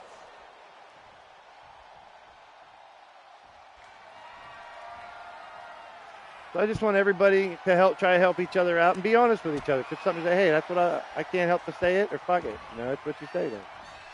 Shot through the back there. Like, trust me, taglines and shit like that. A lot of mine like this one. You got him like, whoa. Jeff's like, whoa. Count Z's like, whoa. Bow Tie's like, whoa. Oh, he's going long distance. Holy sheep shit. No way. Dial it up. Here we go. Beep, boop, beep, beep, beep, beep. Oh, Matt Storm's going to shake in his boots to the beeps. Long distance all the way. Holy piss. Wow. And Jeff trying to pull out all his spots. It's another reason that you guys are bringing up, too, like repetition builds familiarity. Yep, muscle memory. That's a good way that's how I've had to learn how to learn. Like just reading stuff. I've also learned speed reading. It was a class I had in high school. Atticus is really good. But just imagine, if you have the attitude that no matter how good I am at promos that I can still get better, just imagine how much better you can get. Just adding diversity to what you give. I'm waiting for more creativity. I know you all guys can tell each other about yourselves. But there's just little touches of creativity that I'm seeing now, but I want to be wowed. I've always said when I hear, and this is my rules as far as me for judging. Comedy does go a long way with me. You don't have to. It's not. It's bonus points. But if you make me laugh in your promo, you're definitely getting bonus points. But that's not everybody. A lot of people want straightforward. I just love how so much more personality is coming out with you guys now that you're doing promos. Always. That's why just going into that TV promos channel and watching a bunch of them, and then you'll realize, a bowl of French toast crunch, part of your complete breakfast. That's going to do it. 1, 2, no. But at the same time, if you don't want to rewatch anything or take notes, that's totally your prerogative. These are just ideas. I'm always up for something new. And I know a lot of people were habitual. They find out what they like. Hey, I'm just doing them this way because that's the way I do them. Fuck you. And I'm like, cool. I respect the fucking hell out of that. Count's got him. Count is advancing again. Do you know the Muffin Man? The Muffin Man? The Muffin Man. Maybe I probably put it here for the forward that says get the gas.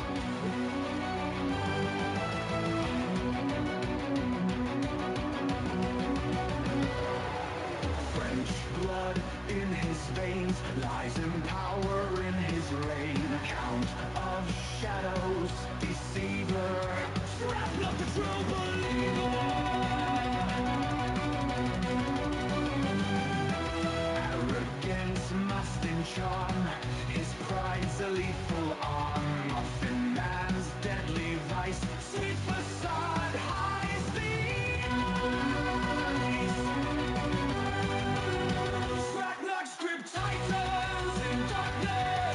eyes. Winner of the first gifted gab, I believe. I had them all written down and who was in second place, too. Maybe I typed it out.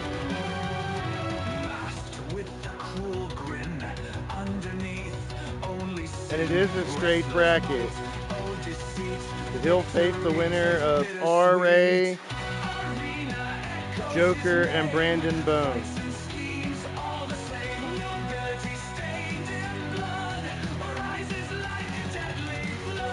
Now, Jeff, you do have an open challenge like everybody else does. If you want to have an open challenge fight.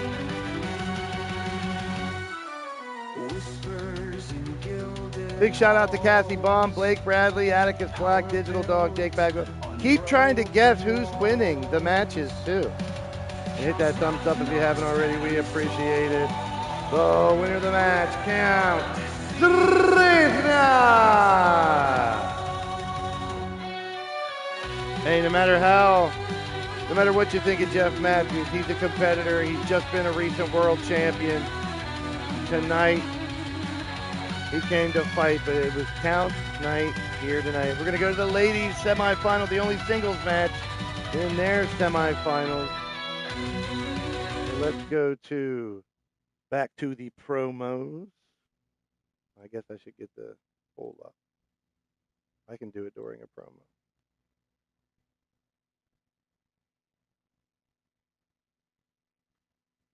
Angelita and Miss Jiggly One.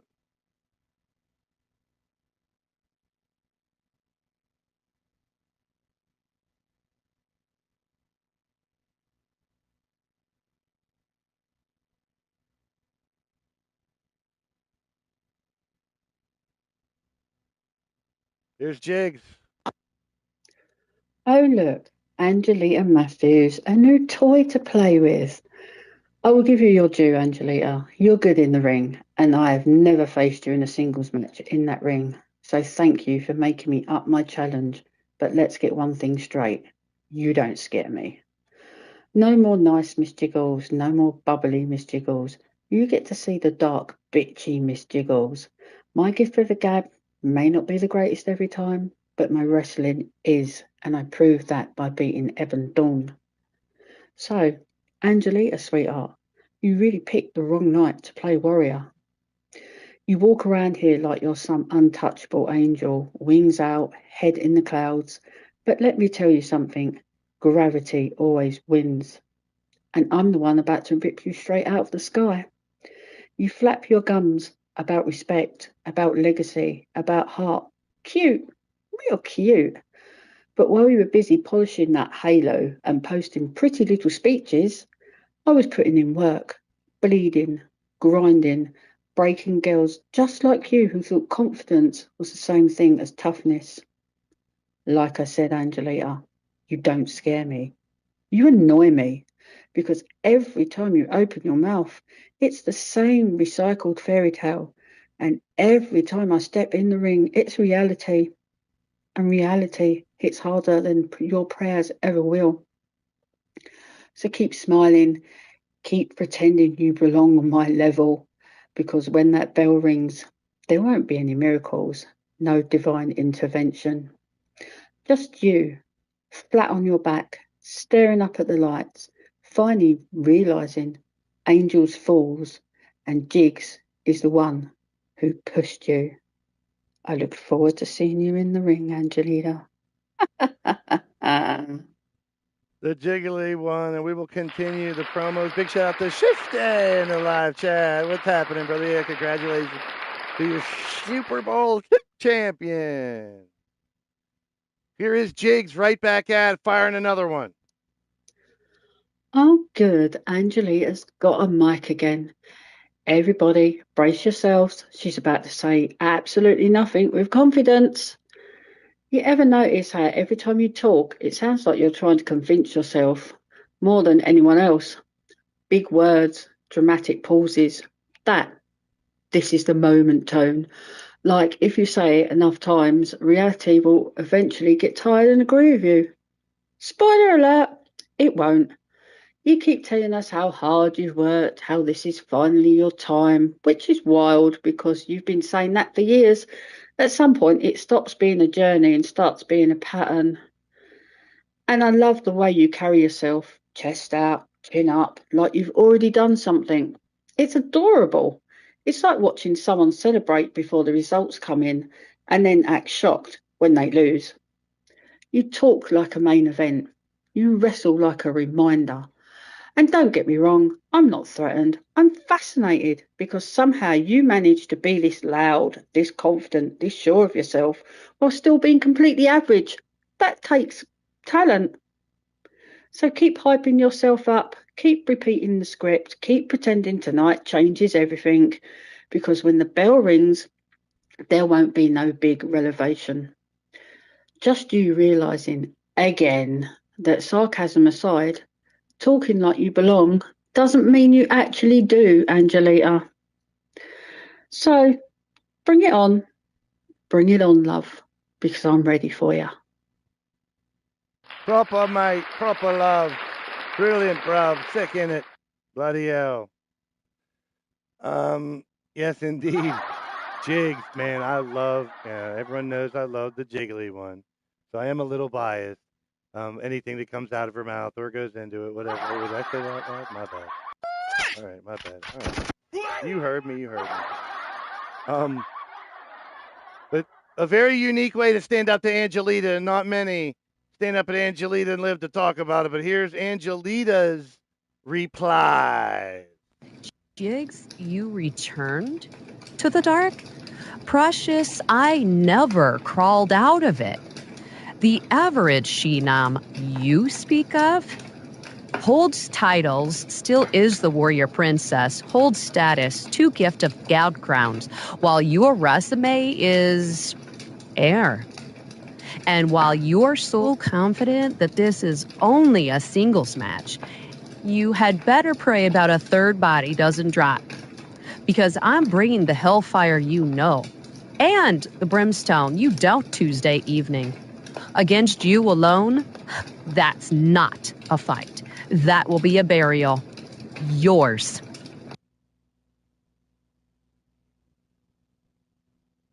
Hey, that's Angelita, a 45-seconder, too. She's getting, I mean, I would never tell Angelita or her mom how to do a promo. They were very eloquent. They get right to the point. They show a lot of passion. And you guys have pointed out some of the things, too, in there. But even odds, like, I don't, everyone knows how me and odds disagree on a lot of shit. But we're brothers. That's my boy. Odds, I back him 100% in just about everything. He's a wealth of knowledge.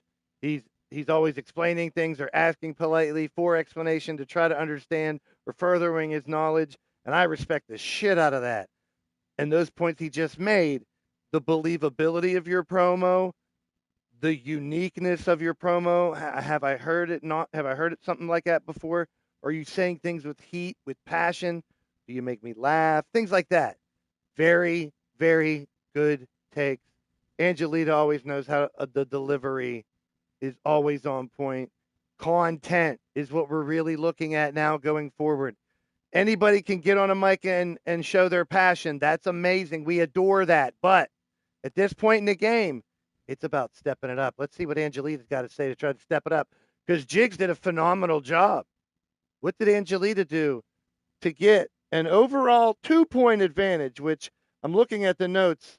There was a couple that were higher, a couple that were on the other side, but it averaged out to a 2-point advantage for Angelita going into this match. Here is Angelita's second promo. Jigs, your confidence is the funniest lie you tell yourself. You mistake volume for power and shadows for darkness. Hoodie eyebrow rise. I hunged. And if this becomes a 3-way, oh, even better. One more witness to your destruction when the dark you pretend to know and the Shinam finally devours you and them. There you go, Angelita, right in the face of Miss Jiggles, right back. Great banter from both. I have no complaints from both. Me personally, I had both of these women's matches really, really close, if not a 1-point advantage, which ended up being a 2. here for Angelita. Great stuff from both ladies. Now it's time for the fight. It's all on the line. Great stuff from both ladies. Cannot rest your head, either one. Whoever loses, get ready to try an opportunity to open challenge somebody. Stay tuned.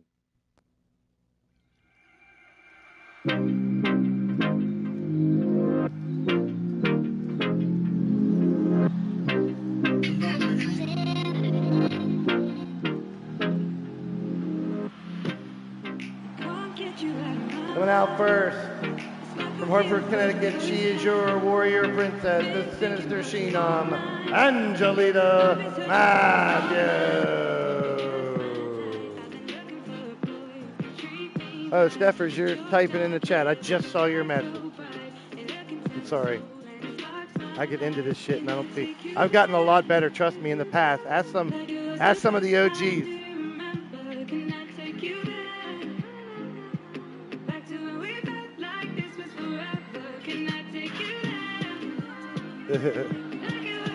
One of my typo, my dyslexic typos. Got it. I always type go tit.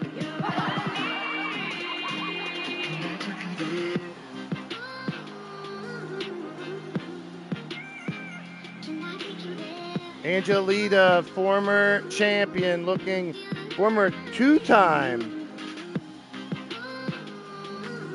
with the Chosen family.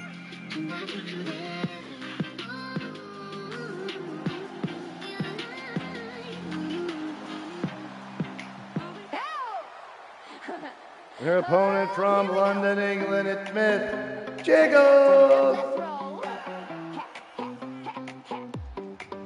I got glitter on my sneakers, sunshine in my hair. Every step I take, yeah, I light up the air. They say I'm sugar, but honey, I got spice. Cute on the surface, but I don't play nice. Giggling and grinning, but don't be fooled. This smile's got rhythm and I break all the rules. I'm Jigs, big smiles and bigger sparks. Dancing through life with a glowing heart. All right, the talk was great. I love both of the promos, two different types of promos. We did see Jiggles take somewhat of a darker turn throughout her promos to try to match some energy. Sometimes that's good, sometimes that's a risk. I think Jiggles did a great job matching energy and showing us her darker side, that this is what brought her bitch mode, her full bitch mode out, which is phenomenal stuff. So a 2-point advantage doesn't really mean that much. That means there was probably a struggle within the judges, and in this case was the same, between who should get the win. In the promos, at least. If it's anything under the 5 points, or lower, that means it was competitive. And that's all I asked for. Now it's about who wants it more. Whose day is it? Another fight that we could have a dozen times, and at least a half a dozen. Probably, yeah, at least a half a dozen. Oh, shit. Of different opponents getting the victory. That is this gift to gab opportunity. 24-5. I know we're down to, we're going to be down after a couple more matches even more.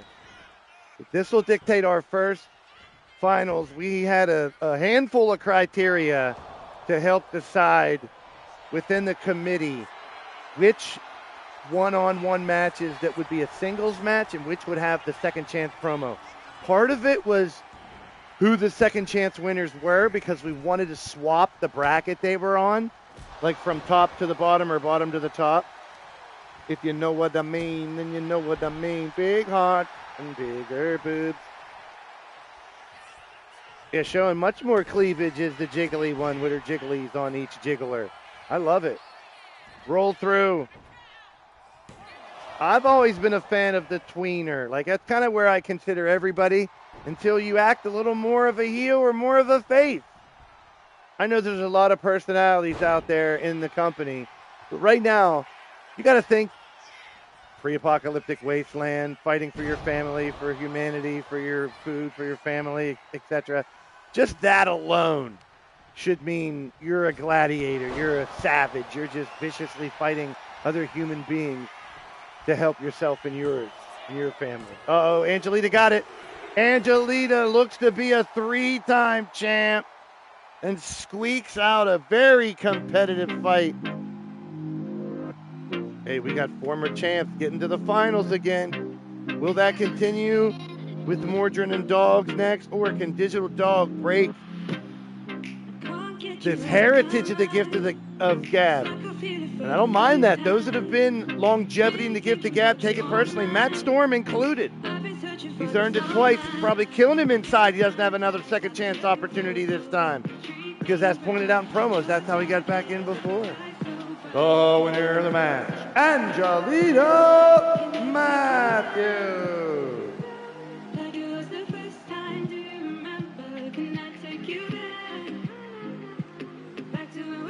Now the uniqueness of a respect match will get delved into here.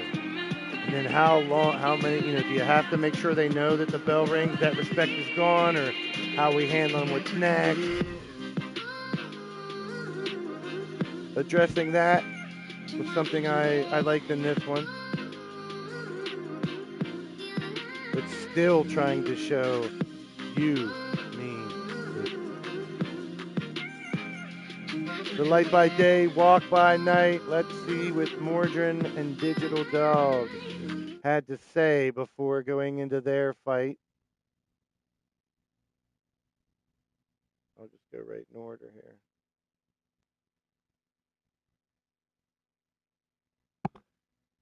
Now, I do want to point something out if anyone did notice. Digital dropped a couple extra promos. So did a couple other people, which is totally okay.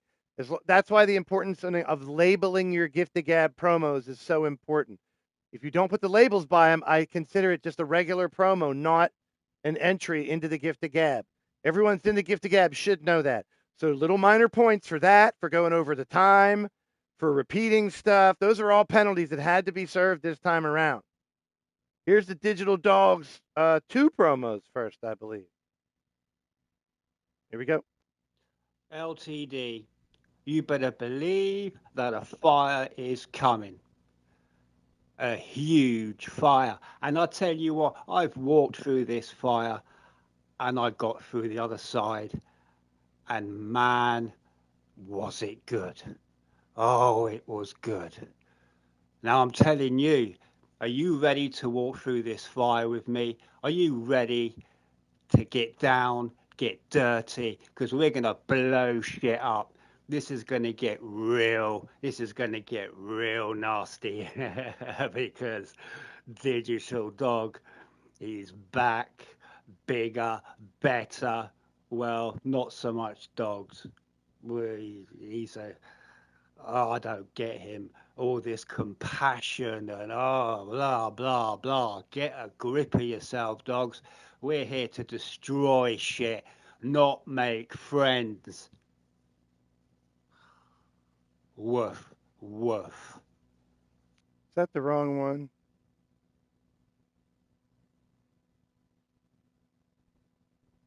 Did I just play the one that wasn't? Hold on. There it is. Digital Dog. Yep. I just played the wrong one. That was the previous one. Yeah, he dropped these two right here that were, see, I just fell for it as I'm explaining it to you guys. He dropped 2 promos that weren't actual promos, and I just fell for it again. But that's Digital Dog. Now I got the levels right. Let me get to their promo. Here's Digital Dog's first one against Mordrin. Well, here we go. Mordrin Nightwalker. Now, to be honest, I'm going to have to pick my words very carefully because I know what I'm dealing with. I'm dealing with a first 3 times world champion, holding 4 times world champion in company. So yeah, I know what I'm dealing with. So I'm taking this very, very seriously because I know this is going to be a very hard match. Because I know you're a hard hitter. I know you're a guy who kind of does what he says, if you know what I'm saying. You don't hold back on your words. You don't hold back on your fighting. And I respect that. But nor do I. Yeah, I've had my failures, haven't we all? But this is going to be a hard one for me after my last match, being hospitalised. Not good. But I'm coming back with a vengeance because I'm actually angry. And you don't want to see an angry dog, but you're going to. Now, I understand what you're saying, my man. Everyone does have a plan until they get a smack in the face. Try smacking me in the face. But yeah, all the jokes aside, this is going to be a test for me because I'm dealing with a world champion and I ain't taking that for granted. So all I can say is I'm coming in there with a vengeance, Mordrin. And well, maybe I might have to put you in your place. Again, choosing my words carefully. See you in the ring, Mordrin. Woof woof. All right, there you go, Digital Dog. And yeah, I was just talking about the fact he did that. I do not want to discourage that. As long as you label him, that's 1,000% on me playing the wrong promo. But that's Digital Dog's first one to Mordrin.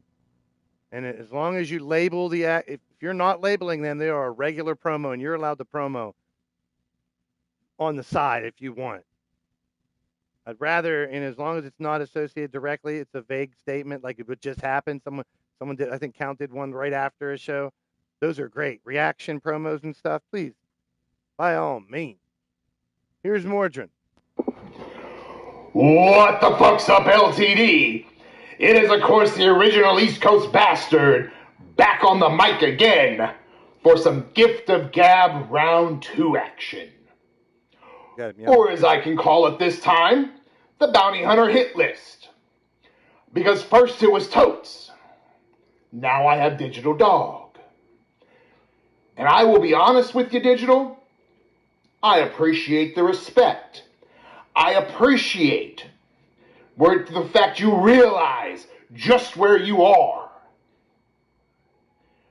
But I will also say, I like you. Hell, I like you more than I like most guys in the back. But that's not going to matter. Because whether I like you, whether I don't like you, I'm going to beat you. Because that's what's at stake. That's what I do. And as for your comment of, daring me to come hit you in the mouth, challenge accepted. Because I'm real good at that. But I would have to stop a little bit here because we may not be alone. No. We might get a second chance competitor. And that's fine. If there's a second chance person, a third chance person, a fourth chance person, line them up. Because I hand out chin checks like Tic Tacs. Because no matter who gets set in front of me, I will put them down. And you may claim to be an angry dog. But you see where I'm from, angry dogs get locked up. Angry dogs get put down. And that's what I'm gonna do. The gift of gab is mine. Bank on it. Yeah, the chin checks like Tic Tacs always gets me. It's a good one. Although I'd end on, yeah. I'm handing out chin checks like Tic Tacs, and y'all got bad breath. That's a free one for you, Mordrin. But Mordrin always dropping knowledge. Yeah, standing O. So just to have a 2-point advantage, only a 2-point deficit against Mordrin is one in itself. Mordrin and Count, I said it last time we did this tournament. They are the standard bearers now. They've done it for 3 or 4 of these tournaments, all of them. So they've been in the competition every one of these tournaments. So it's everyone else challenge to you to step up and do something about it. Here's a quick one from Digital Dog for his second one, so it kind of makes up for it.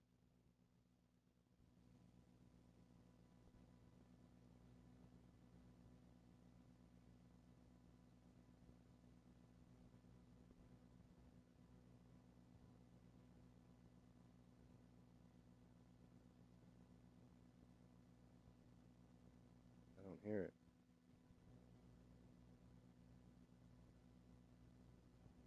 Oh, it's Discord doing this thing again.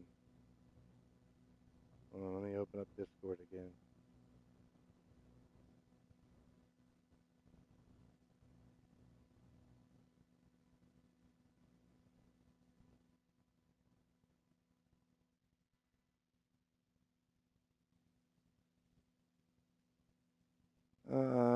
Effie, what's happening? Where was I at? Digital second promo. It wouldn't play. Right here. Well, Mordrin, it's kind of strange, really, that you mention cells and cages, because I have never been able, well, nobody's ever been able to keep me in a cell, in a cage. We thrive in that kind of situation. Actually, it's a pity that we couldn't choose this match, because I would have chose a Hell in a Cell match or something like that, you know, close quarters, because I excel at close quarters. But I do appreciate your words too, because I do have deep respect for you. And like I said, I do treat this very seriously, because I know I'm against a hard hitter. But you may put me in a cell, but I'll escape. But will you put me down? That's a different story. But we'll see, because I know what I'm up against. So I know I'm just going to have to try really, really hard. But I respect you, my man. And good point. There's going to be someone else coming in. I feel kind of sorry for them, to be honest, because there'll be you and there'll be me, and they're going to walk into that. That's kind of like walking in front of a bus or a train. But hey, they're welcome. Come, enjoy, have fun. Have a good one, and I'll see you in the match, Mordrin. Woof woof, my man. As I said, a respect match of sorts, but two men and, well, one man and one half man, half machine, to be honest. Um, Battling here, Morgan and Digital Dog going at it. And here is Morgan's second promo. What the fuck's up, LTD? It is, of course, the original East Coast bastard, back on the mic again. Now, I appreciate the respect. I've had a chance to digest and hear everything, and I do appreciate that respect. And you are a competitor I respect as an up-and-comer. I won't take that away from you. But there's one lesson you're about to learn, is that when you step in that ring, respect means nothing. See, I've made it no secret. I don't have that much time left ahead in my career. So I gotta make every moment count for what it is. And this tournament is another example of making the moment. Now, you talked about a cage. I got no problem with cages. I've got no problem in streets. I am a fighter. This is who I am. And we have now found out there won't be a third person. So it's gonna be the East Coast bastard Mordrin Nightwalker versus the Digital Dog, half man, half machine, all victim. Because I'll shake your hand any moment before the match. I'll shake your hand any moment after the match. During the match, the only thing I'm going to shake is your skull when it gets hit with a chin check. The gift of gab is mine. Bank on it. I mean, half man, half machine, all victim is one hell of a shot. But at the same time, and for those that who don't remember more, for those that do remember Mordrin in the past, this may ring a bell. Mordrin, and he said it. I wouldn't mention this if he hasn't recently said it. He used to be a lot meaner. A lot meaner.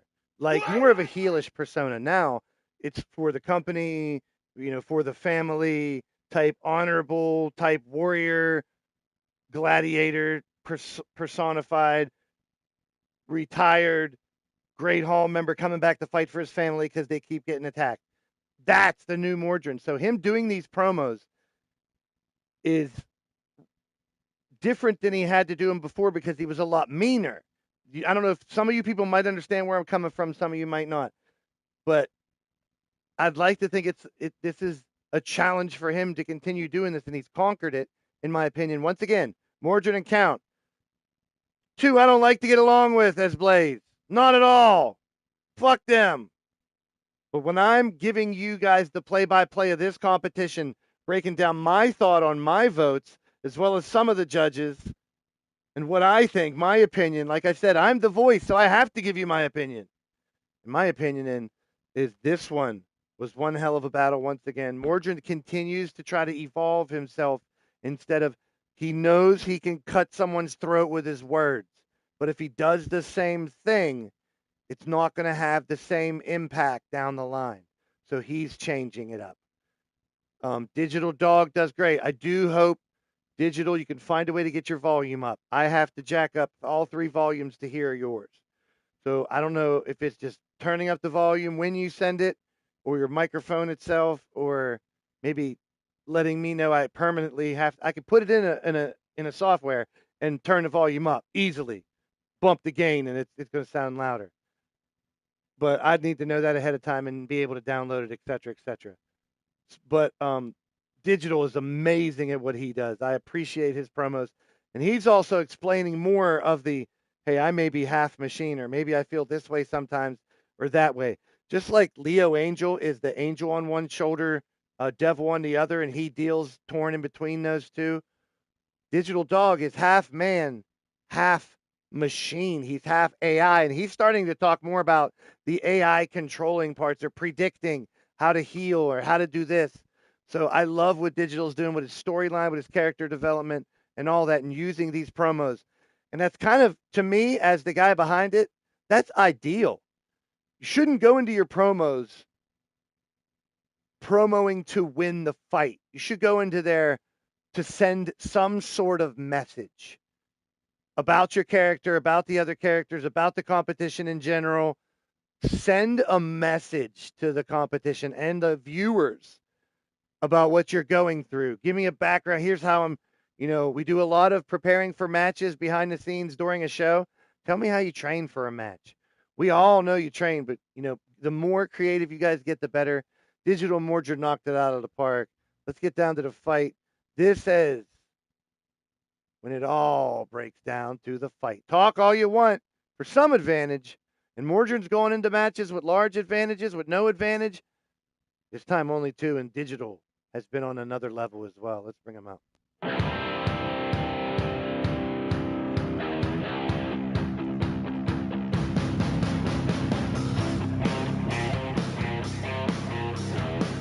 Our next match is a quarterfinal matchup in the Get the Gab 5 Promo Boost Tournament. Out first from Norfolk, Virginia, a reigning Gift the Gab champion with the chosen one to Gift the Gab for a member of the Great Hall. Standing 6'6", 244 pounds. He is the East Coast Bastard, Mordrin Nightwalker.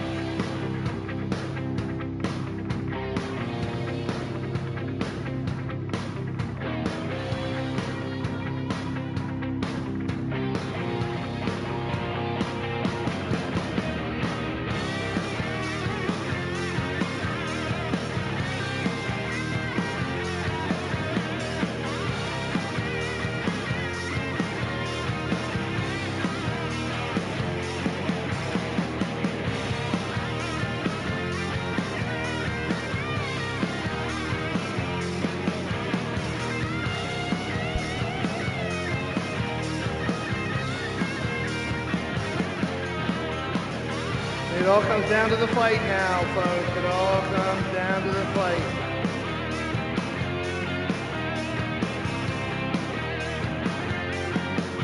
The anticipation definitely builds.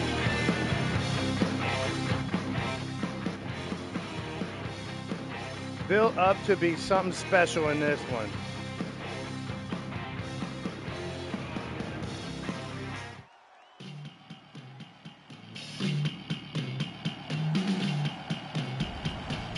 His opponent from the United Kingdom, 7 foot tall, 407 pounds, one of the bounty hunters, Anthony Payne, a.k.a. the Digital Dog. And this one also decided by the committee to be a singles match instead of a triple threat. And that's all that we have left after this match. We will have the 3 second chance matches.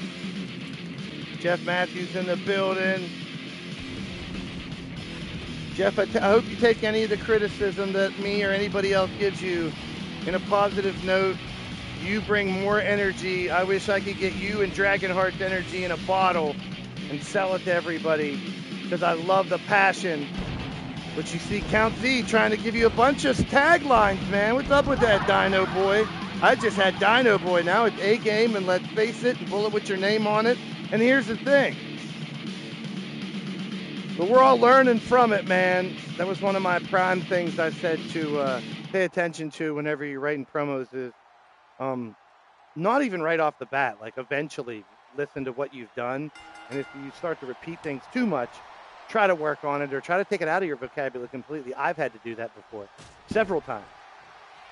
Yeah, but other than that, man, Jeff, if I could have your passion and Dragonheart's passion, I would inject that into every one of the people in this roster. Because it is phenomenal. And Jeff, what a streak he's had recently, too. A nice run here, doing well here in this Gift of Gab, even throwing your name in the hat, everybody. All 24 I give credit to. Because right now, it's put up or shut up. It's the best of the best in the ring and on the mic that are going to survive tonight. There's a big slam by Digital. So if we all get better, my point I said earlier, too, was, don't take it wrong because I know I'm not perfect. And this is just my opinion because I'm the one with the mic. I have to give you my opinion. And my vote does count. But I do take into consideration other members of the committee, other judges, and other random people. I'll send messages like, hey, who do you think won this battle? And they'll tell me. Sasha Payne. I can see it, Sasha Payne. Poking her way into the roster as I put a big blacklist on her, and she still found a way in.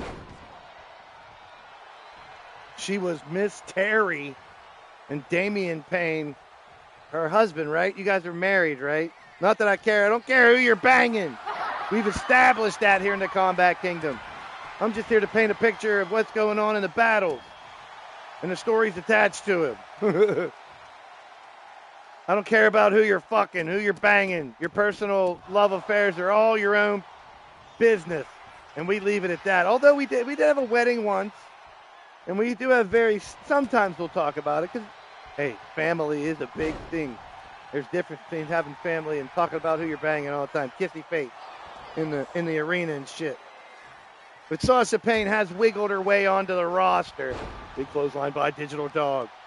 Not these two. Hey, Mordred Nightwalker even pointed out the fact he was blacklisted at a point in time here in LTD and had to get his way back onto the roster. Technically, I believe it's been twice he's been blacklisted in LTD and fought his way back onto the roster.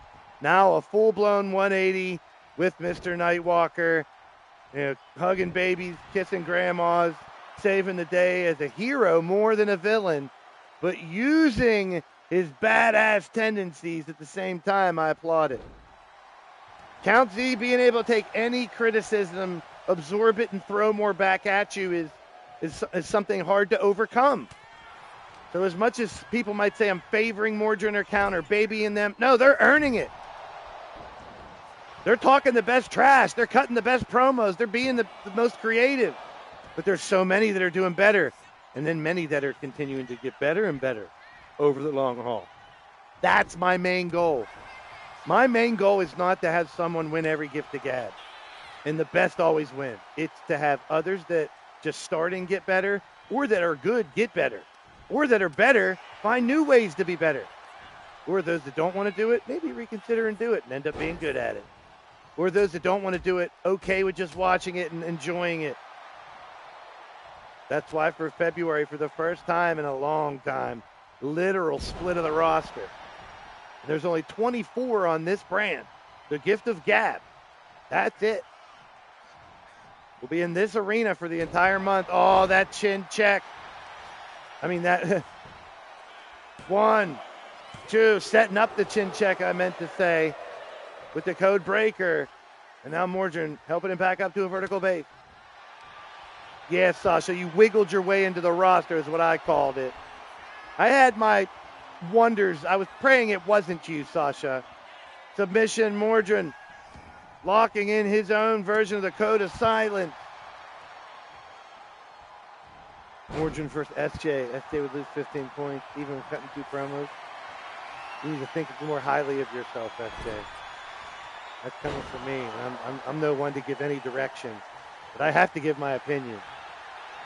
Like I said, I'm not the greatest, but I'm willing to put myself out for scrutiny too. Oh, Digital Dog with the clamp. The clamp. Both men going for submission. Hey, I want to make another observation. Shout out to those that were talking about cage matches. These two. Talking about submission-only matches. Atticus and Fusion. You can definitely tease the committee possibly giving you guys a special stipulation for these matches. I love it. This time around, the committee and I said no. They mentioned cages, these two, and I thought, put these two in a cage, yes, sir, but how about a hydraulic drill? Straight down to the mat. Mordrin may be done. Might be eliminated, but staying alive, staying alive. Mordrin knows in the back of his head, too, people are already using the excuse that the last gift of gab was a team effort. And Mordrin wants that single gift of gab win more than anything, trust me. Although he covets the win with the family, and family is above everything for Nightwalkers, Shoetakers, Matthews. I've seen it. I respect it. I don't agree with everything with those families, but they do their own thing, and they have their own people, and they are all about what's best for their people first, and I respect that too. Now we got a back and forth. Big Digital Dog. The dog, woof, woof, striking. Not afraid of Mordrin at all. That's one thing. Digital Dog didn't back off at all. I mean, the respect game is always one way to go. But this time around, I think it really was respect. It's not a mind game. Digital Dog, when he taps into his humanity, that human brain that's still in there, not all the gears and fuses and microchips. Oh, look at this. Not all the parts that are running half of his body, the still human parts. His heart and his mind. Say hello to the top turnbuckle. But this, I hope, lights a new fire under Matt Storm. He wasn't awarded that second chance this time around. So how is Matt going to react? Try like a baby or fight back with something new? Something we haven't seen from Matt Storm before. Can Matt Storm get creative with his approach to try to get back to the top? Because now we've gone through the world title or not nothing banter. We've gone through all the other stuff with Matt Storm. And now, look where we're at. Oh, Digital may have done it. 1, 2, another high-impact maneuver, and he has. The dawn of a new era. Mordrin not in the semifinals. Digital coming in with a deficit and still finding a way to overpower Mordrin. Hell of a fight between both. Mordrin, I'm still very interested on who he's going to draw an open challenge one-on-one fight for next Tuesday and the finals. But this is a true sign, like I said earlier, that we could have this tournament a number of times and have tons of different outcomes.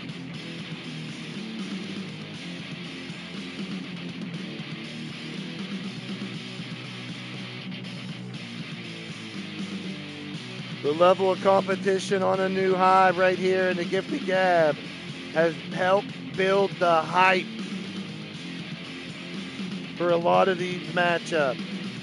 Now we get into the second chance matches.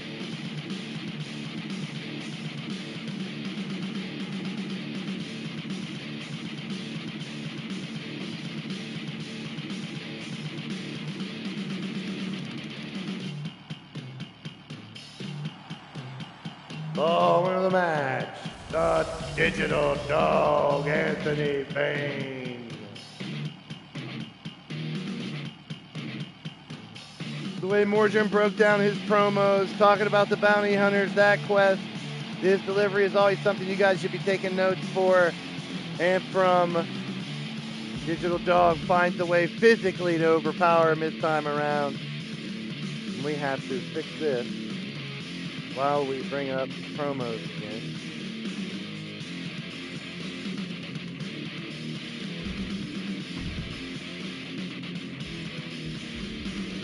Earlier tonight,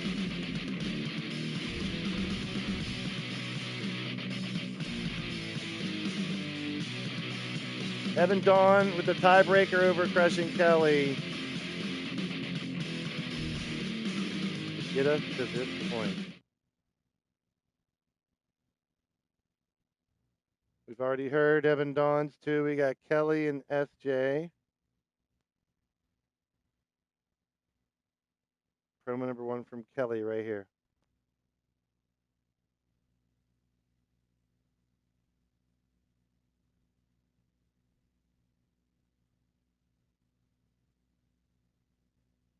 Let's do it again. Damn, Discord. Hold up. Wait a minute.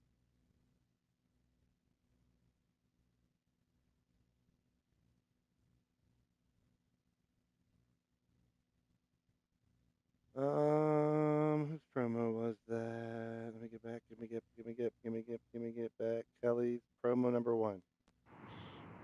So the first round to get the gab didn't exactly go my way. But until SJ Ray gets past my tag team partner, it's no longer worth my time. Because I have a second chance to get into the finals. First against Queen Steppers, a zombie badass that I've known for years. Fought alongside many times. Fought against many times. And she's stepping into a combat zone that I have been battling on the front lines of for years. I say experience wins out on that one. Then there's Emily Lonale. Great competitor. I consider her a sister. Multiple accolades. But is still crawling out of the rubble of a bad decision in an alien invasion. Where I, for one, never had any confusion which side I should have been on. Then Evan Dawn. No doubt a great competitor in the ring, but just doesn't seem to be bothered to have the time or effort to lob any solid shots my way, like I'm some already dead piece of roadkill. Not deemed quality prey. Luckily for me, her opinion doesn't matter and doesn't get me into the finals. So to the powers that be, deciding all of this, you've seen my body of work. You know I'm one of the... My bad. My bad. Diamond and SJ. Where did I go wrong? I clicked on that one. Okay. More Eliminator beer, please. Diamond and SJ, and I clicked on Kelly.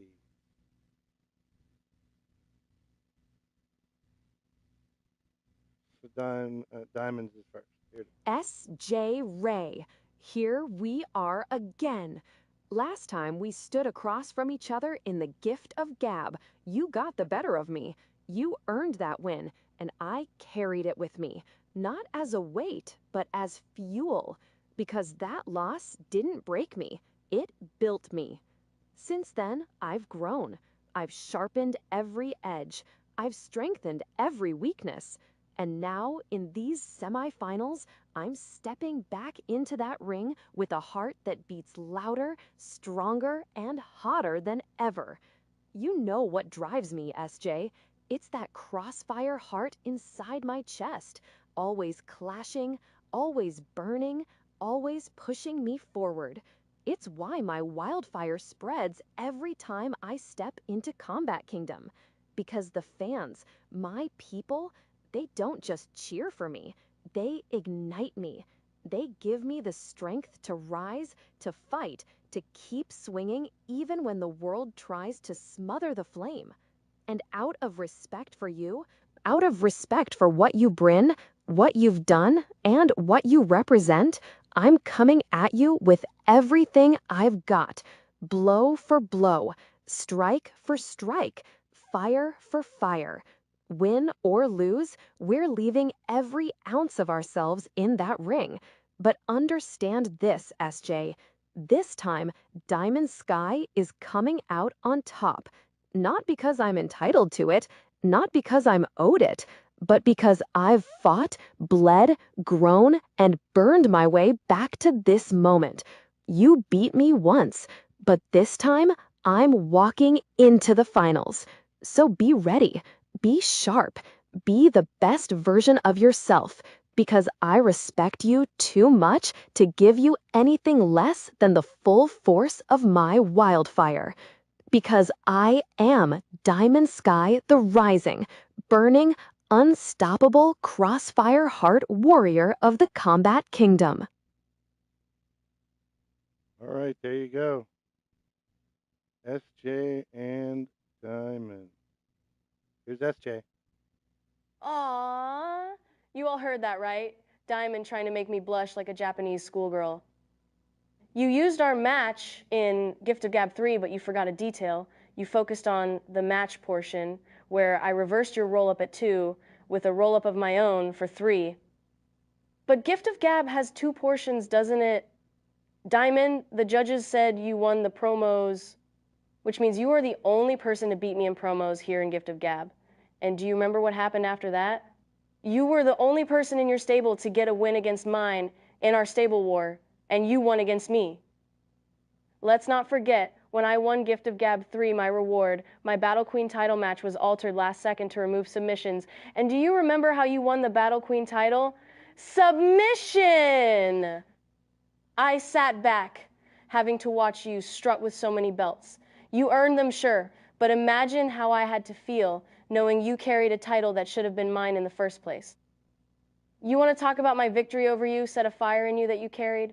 Diamond, I watched the fire flicker to a small flame time and time again when you lost belt after belt. When your stable lost to the Red Lounge. When aliens invaded.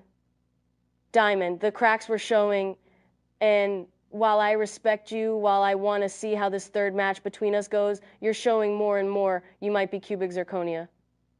We got one promo left after this, and I hope you really light the fire needed to forge yourself a victory, because my next promo isn't going to be lighthearted. Because you may respect me, I may respect you, but I will tear you down to win this Gift of Gab and get my Battle Queen rematch.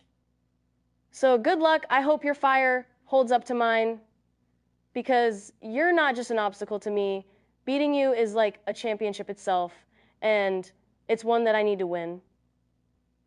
Yes, so bringing up facts of the past and how things went with their characters before, clearing things up. And the way she said submission, you could tell there's a lot of passion behind that. A little bit of anger in cubic zirconium. SJ Ray, again, throwing daggers, as she always does so well in her promos. The fire that burns, she was burning them up that time. And it's becoming a norm for SJ to really drop hammers on people. And to have a clever nickname and stuff for people is awesome. That's definitely my swimming pool, my type of promos. I love swimming in those waters of just cracking on each other for shits and giggles.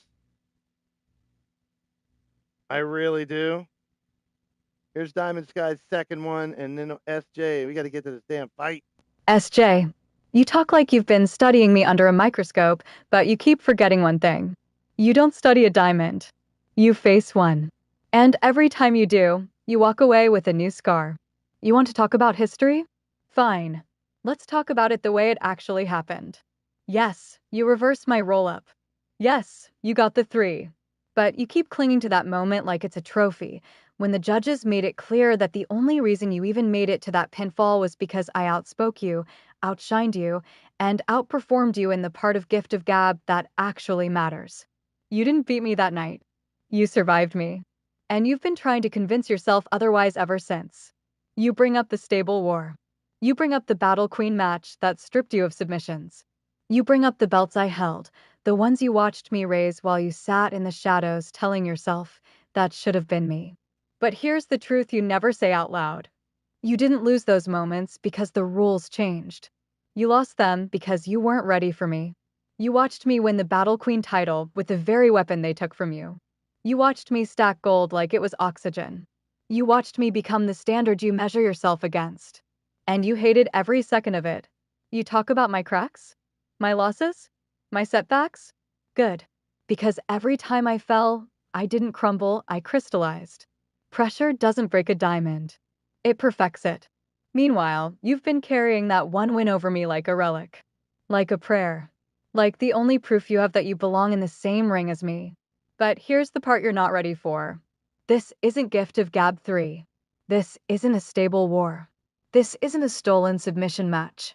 This is the semifinal, and this time, you're not facing the diamond you beat. You're facing the diamond you created. You say beating me is like winning a championship? Cute. But for me, beating you isn't a title. It's a ritual. It's the moment I carve my name deeper into the crown you've been chasing since the day you stepped into this tournament. You want to tear me down? You want to bring fire? You want to show me the version of you that doesn't blush, doesn't joke, doesn't hold back? Good. Because I'm not coming to extinguish your fire. I'm coming to refract it, to bend it, to break it, to show you that no matter how hot you burn, you will never melt me. You call me cubic zirconia? Sweetheart, if I were fake, you wouldn't still be obsessed with proving you can beat me again. So bring your fire. Bring your fury. Bring the version of S.J. Ray that's been waiting years for this moment. Because when the judges speak, when the lights hit, when the semifinal ends, you're going to realize something you've been running from since Gift of Gab 3. You didn't forge me. You didn't break me. You didn't define me. You just polished me. And now? Now you're standing across from the diamond you can't scratch or break Sia in the ring S.J. Ray. Looking at these 3 individuals here, I know we talk a lot about Diamond Sky, winning that Rookie of the Year, the belt collector, having 4 titles, all that stuff. But along the way, there had to be victims. There had to be some that came close and didn't. And SJ told that story well. Diamond reiterated it. SJ was one of those victims that came close and didn't win. Ebon Dawn started to carve her own way in a completely different way. But we know the success that Dawn has had regardless of the moniker she went by. We know how destructive she can be now, even more so, but with a championship, even more dangerous. Now we have a triple threat match to decide who faces Angelita in the finals of Gift of Gab 5. Good luck, ladies.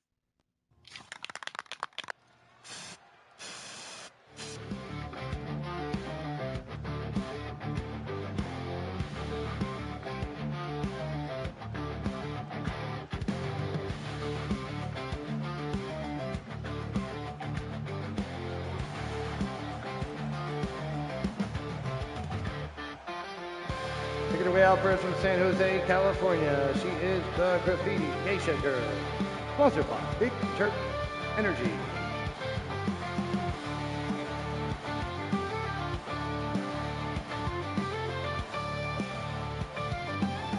Former Warrior Princess and currently 1/3 of your Battle Queen Gladiator G6 champion. It's S.J. Ray.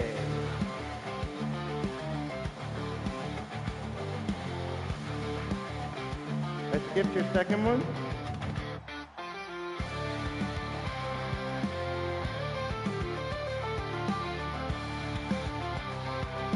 No, I didn't. I did, but I didn't.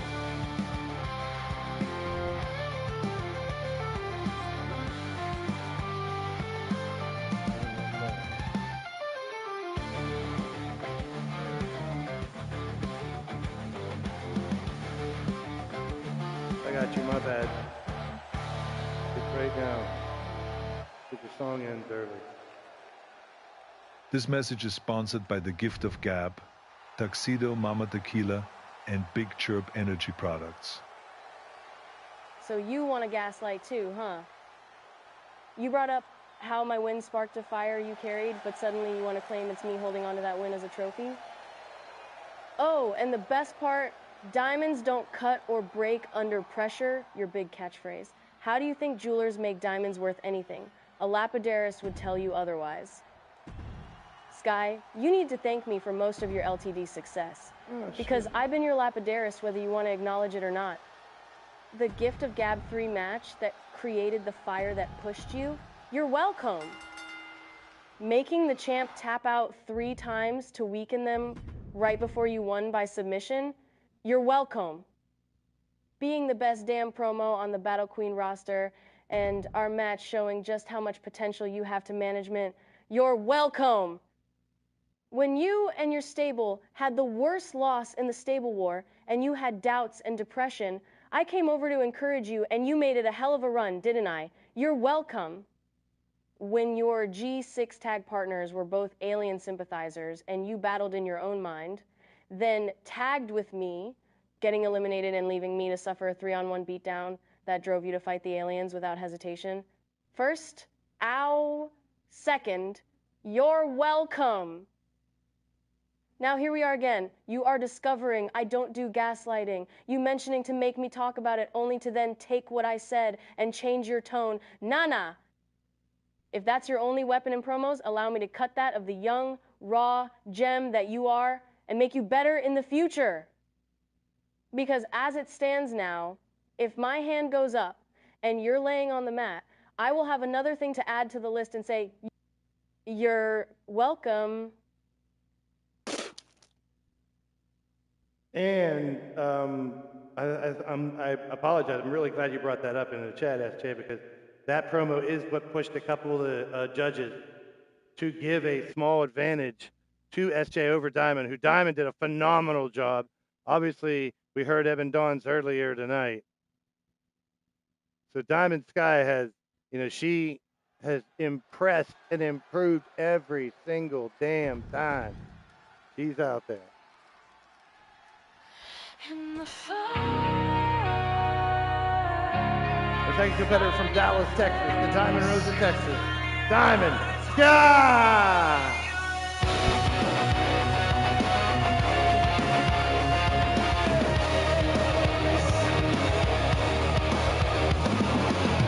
Every day's a battleground, voices tearing all around, but your hand still pulls me near. You're the only truth I hear. They can't break what we create. Through the storm, we'll seal our fate. Crossfire hearts, we stand as one. Stand as one. Together strong, you're never undone. Never undone. Through the flames, we'll never part. I'll fight forever for your heart. Crossfire hearts.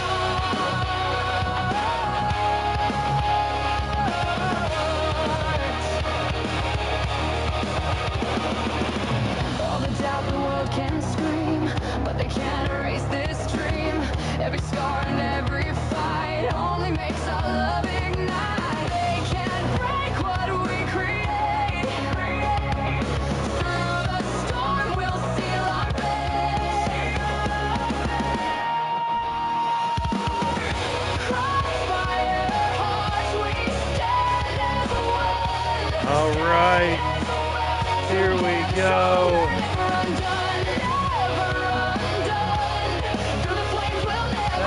They tried to make a diamond shaped like a duck and quacked under pressure. Oh no, that's foreshadowing. Turn the fucking song off, DJ. Damn. That was a good one. I'm telling you. I'm telling you guys and gals. Up top, a backbreaker there by Evan Dawn. Reversal and forearms matches. As long as you didn't label it your Gift of Gab final or semifinal. Because right now we're about to find out who's going to face Angelita in the finals. And then we have Count Drake-Knock and Digital Dog awaiting their opponents. It'll be Atticus and Fusion versus Drew Hawthorne. Redneck Avenger versus Brooklyn Joker versus Brandon Bones. The two more triple threat matches to decide the final two with the second chance opportunities, which means this Saturday at Violent Times Day, we'll have both semi-finals of the men's Gift of Gab. Now another announcement. There will be a 20-man rumble on Saturday, Violent Times Day, for a world title shot. There's also going to be 2 matches on Thursday for Saturday for a Battle Queen title shot. The very interesting matches coming up now, added to finalize the Violent Times Day and the Supercard this Thursday and Saturday. A double show event. Nightbot, I know, right? Right, AJ? Nightbot sometimes seems like he's listening. Like we've had that before where it's like, why is there like a fish joke when Killer Neptune came out or something? There is a shot by Eben Dawn. This is a regular triple threat, so 1 fall to a finish. And you can sense the tenseness here. Eben Dawn's promos have been fire. Diamond Sky's promos have been fire. SJ's promos have been fire.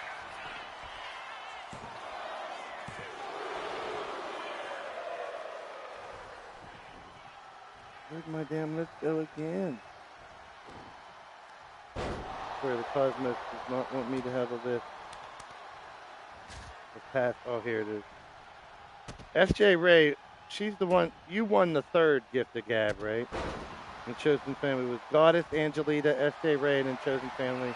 Count, Storm, Chosen Family. Triple, beat, in the building. Your phone doesn't have an external mic port, but I'll try tweaking it, or just talk louder. Yeah, if you're using your phone, I don't know if the app has a volume. Whatever app you're using, if it has a volume control.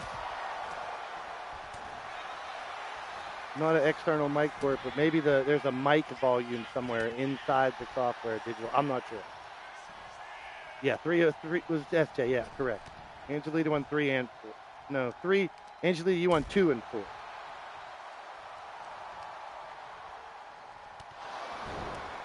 SJ won 3. I had the second place written. I had it all written down somewhere. I can't fucking find it. I know I had it written down somewhere.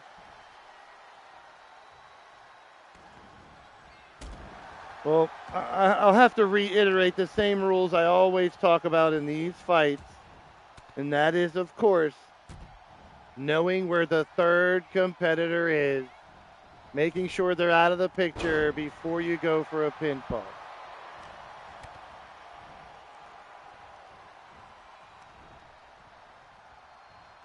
MSW in the house. Welcome to the show. Sly Cooper in the building. Triple Beat in the house. Hey, it's been a very unique show tonight. We're down to the 3 matches that have the second chance opportunity. So we played a bunch of promos. I played some of the wrong promos. Then we played a promo again. Here's the cover 1. Dumping away is Diamond Sky. Taking a gut here on SJ. Here's an opening. Can Diamond get it? Nope. So Eben Dawn getting up to her feet to try to make a save. Moves in on Diamond. Locking up. Diamond now tosses her like a sack of potatoes. Hey, this is great. These are 3 of the best fighters and talkers. If you talk about in basketball, we talk about two-way players. And I think that both of these, all 3 of these, are great both in the ring and on the mic. What a collision. Any 3 of these individuals representing the Battle Queen division in the finals against 2-time champ Angelita. Will it be the only other one that's won a title in SJ Ray? Could it be Diamond Sky, who last year carried the torch of the Battle Queen division in her rookie season? Or could it be Eben Dawn, who's another one who was right there next to Diamond Sky doing so well throughout the entire year. Always 6. Oh, there's a boot. And take one down and pass it around. Go after the other. SJ. Here we go. Wing clipper. This is it. This is it. SJ's going back to the finals.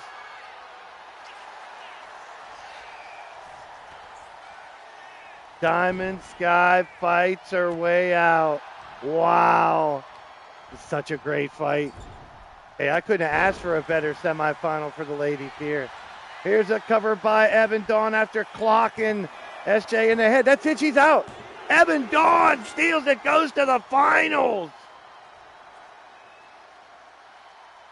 There was a lady named Melinda Gutierrez who went to the finals once. Wow. Someone else with a different name.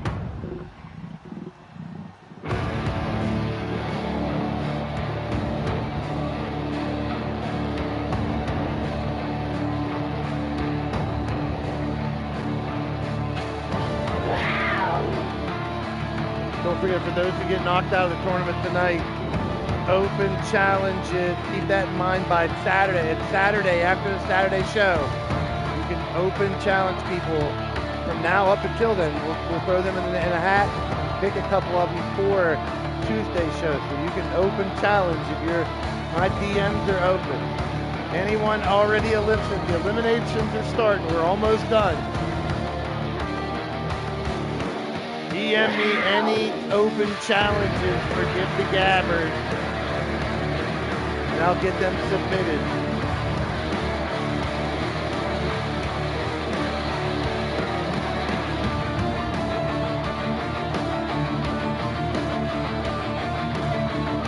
Open DM.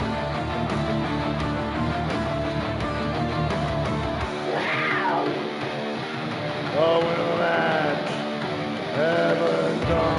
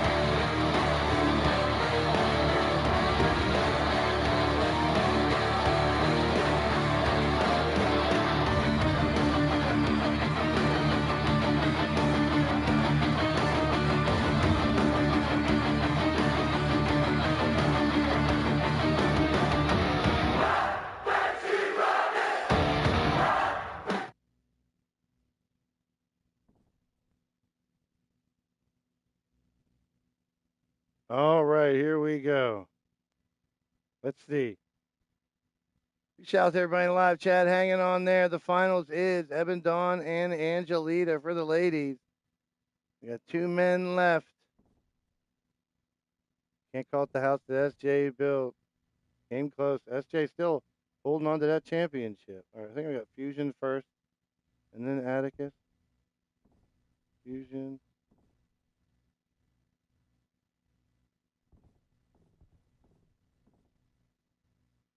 No Atticus. Just Fusion, no Atticus? I thought Atticus had one. There's Fusion. There's Atticus, my bad. Fusion, how are we doing, buddy? So, we don't really know each other.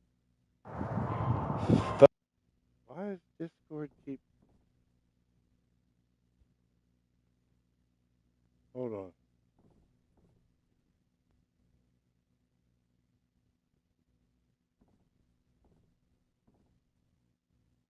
Discord keeps fucking up on me. Apologize. I'm apologies, as CE used to say. I am apologies. Fusion, how are we doing, buddy? So, we we don't really know each other all that well, other than the fact that I made your ass tap out a couple weeks ago to earn myself a shot at the Warrior Championship in that Discord tournament, but I digress. I'm going to make this short, sweet, and simple.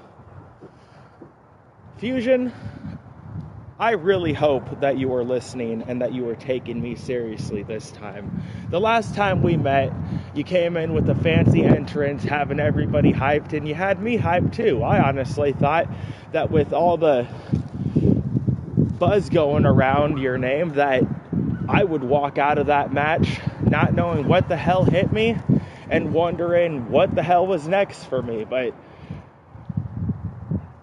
as you saw, I made you tap out. And that's exactly what I'm going to do again here in this next round of the Gift of Gab tournament. I am going to repeat history by making you tap out. Because you need to learn something, Fusion. You can come in with all these accolades, all this buzz around your name, and get everybody excited because you have a fun entrance. But I have been scratching and clawing my way at a world title reign for as long as I can remember. Hell, lots of us have. And while some people may be content with sitting on the sidelines and waiting for their chance at glory, I have said several times that I am done waiting. So when that bell rings, I want you to come at me with everything you have. I want you to bring every bit of rage and chaos that you can muster, and when it's done, I will make you tap out once again. See you soon, Fusion.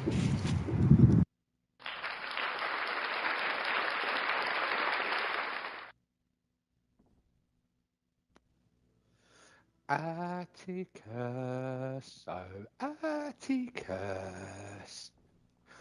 You talk about how you made me tap out a couple of weeks ago in the Discord tournament match that Blaise said. Just remember, mate, the only reason you got in that match was because I picked you.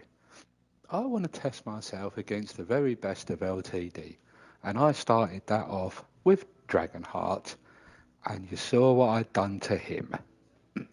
Now, let me say this. You say I come in with a big, flashy entrance. Yeah, I do.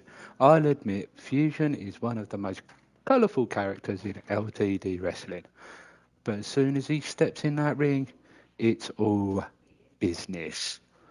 And that's what you've got to remember about me, Atticus. It's all business. You talk about you want to make me tap. You've seen my finisher. So here's what I'm propositioning, if the committee allows it. Gift of Gab, Tuesday night. Me, you, submission only. I'll see you then, bud. I told you earlier, he bled for the submission only. They wanted it. Didn't get it this time because they ended up being the triple threat match. Who gets thrown into the mix?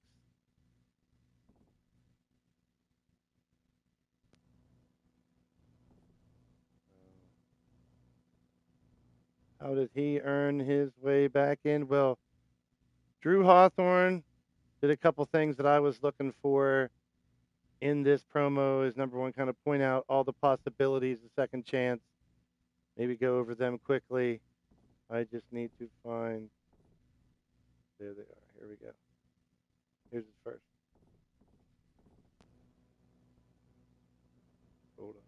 Hold up, wait a minute. What are you thinking? Of course I want to get back into the Gift of Gab. What are you thinking? By the way, hold on a sec. Hello, everybody.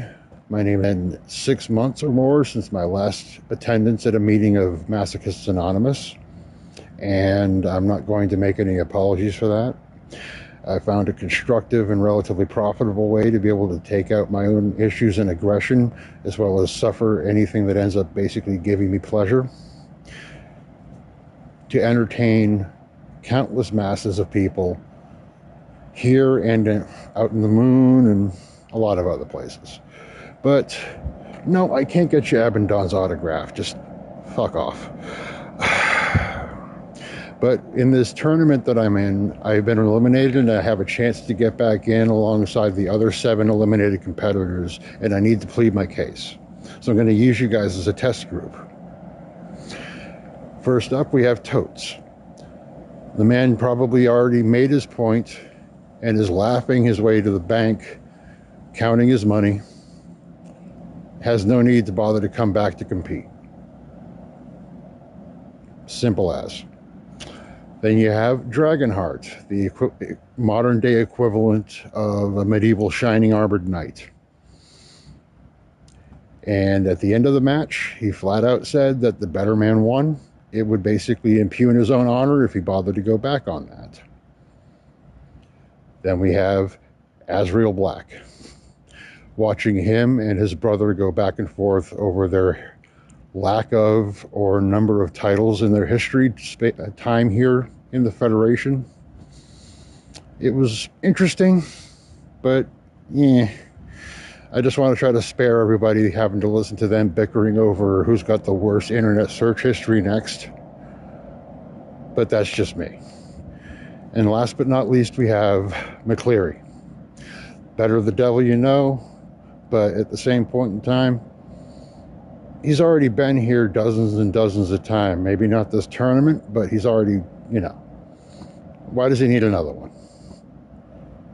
Besides, he sounds like a Saturday morning cartoon villain. So, who knows what's going to happen next. But I want to plead my case. And what the... I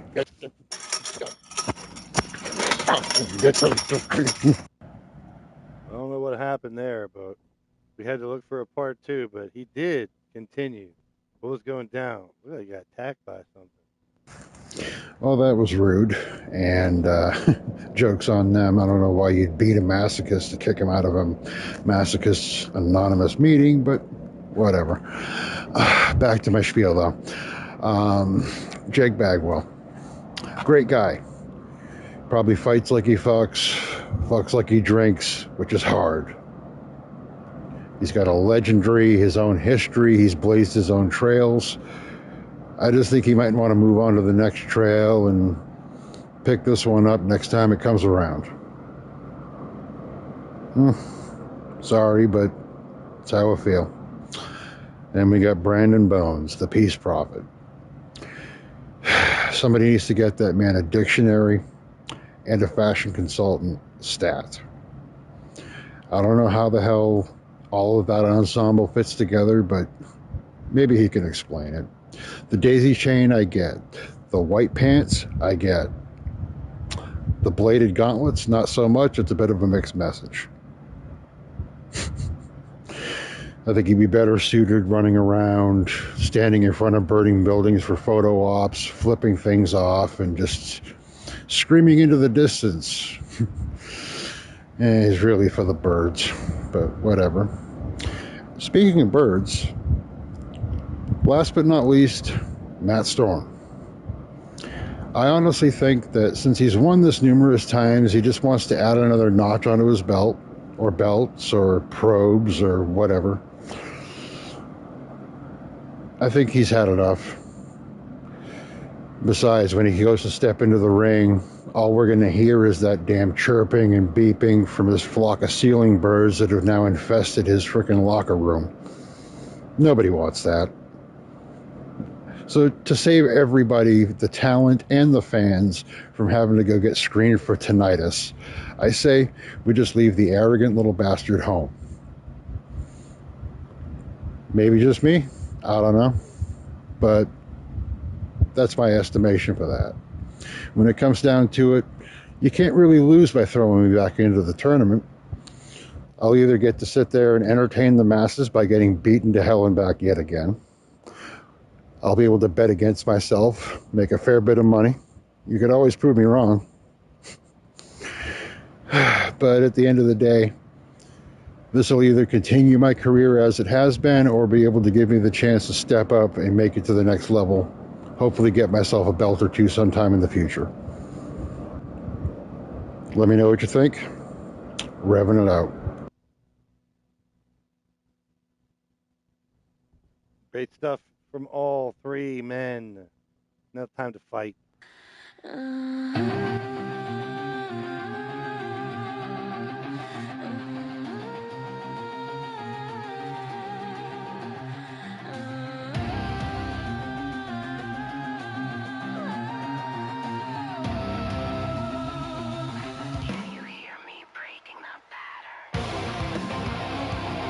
Make his way out first from Omaha, Nebraska, 6'3", 297 pounds. The Chaos Reaper, Atticus Blaise.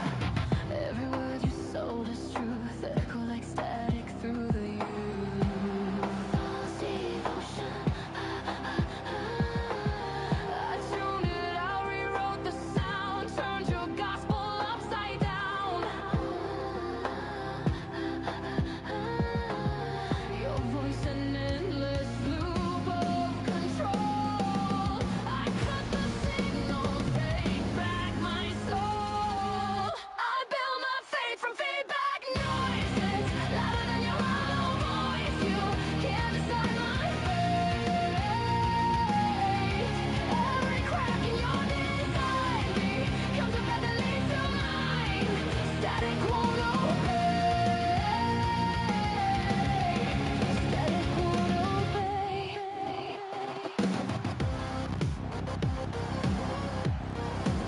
Self-deprivation is running rampant in the live chat.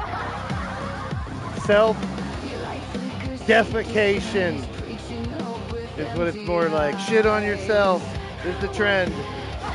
Say something bad about yourself so it eases the pain. Speaking of pain, Damian Payne, Sasha Payne, responsible for some dastardly shit. Now we all got to deal with them. Out next from London, England, 5'11", 280, it's Fusion! Oi! What's wrong with your entrance, Fusion? It makes me dance. And go, oi, oi! Wakes up late, skips the gym, still rocks up like a wind.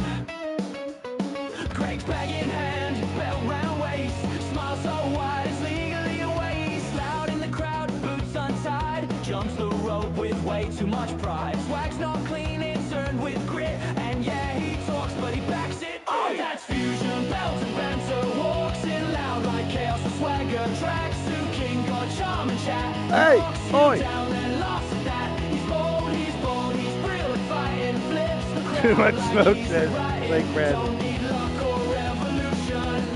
Oi! He's just that lad, that's Fusion. I just want to hop around. It does slap. Even Atticus dances. Look at him bobbing his head in the ringside area. And our final fighter from Boston, Massachusetts, 6'7", 273 pounds. He is the Revenant, Drew Hawthorne.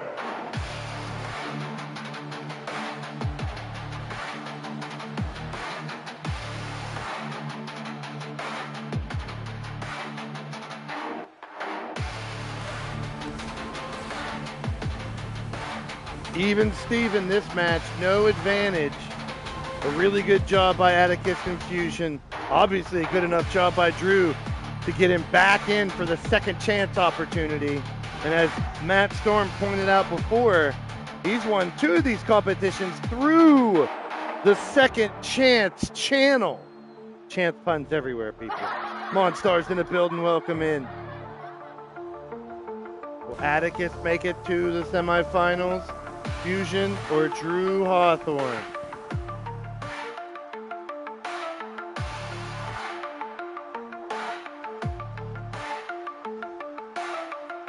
The winner fights Digital Dog. The winner will fight Digital Dog in the semifinals. The It'll be Atticus, Fusion, or Drew versus, would it be wild if it was Drew Hawthorne versus Digital Dog, 2 bounty hunters in the semifinals. Fusion trying to make a run, Atticus trying to make a run. Very interesting. And right now it's up for grabs. The talking is over once again. We got a couple more promos to play. R.A., Brandon Bones.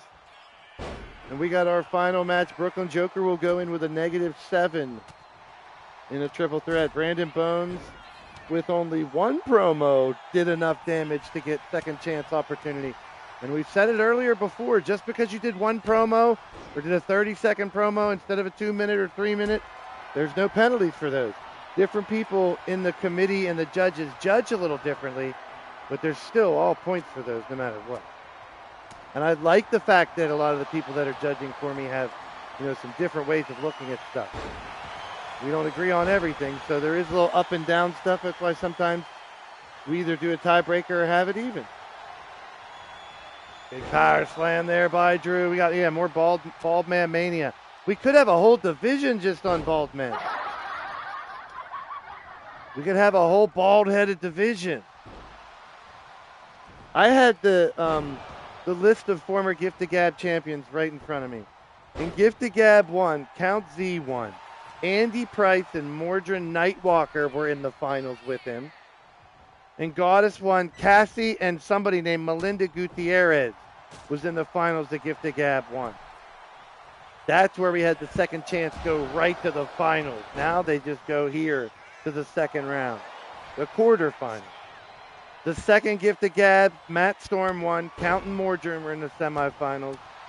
And Angelita won with Diamond, Sky, and Witcher in the semifinals. Then in number 3, Matt Storm won. It was Mordrin and Scorpion Ryan Mannion in the finals. And it was S.J. Ray over Angelita in the finals. And in the fourth one, Mordrin, Jeff, Jake, Lita, and Whisper defeated Atticus, Andy, Storm, Kelly, and Diamond Sky.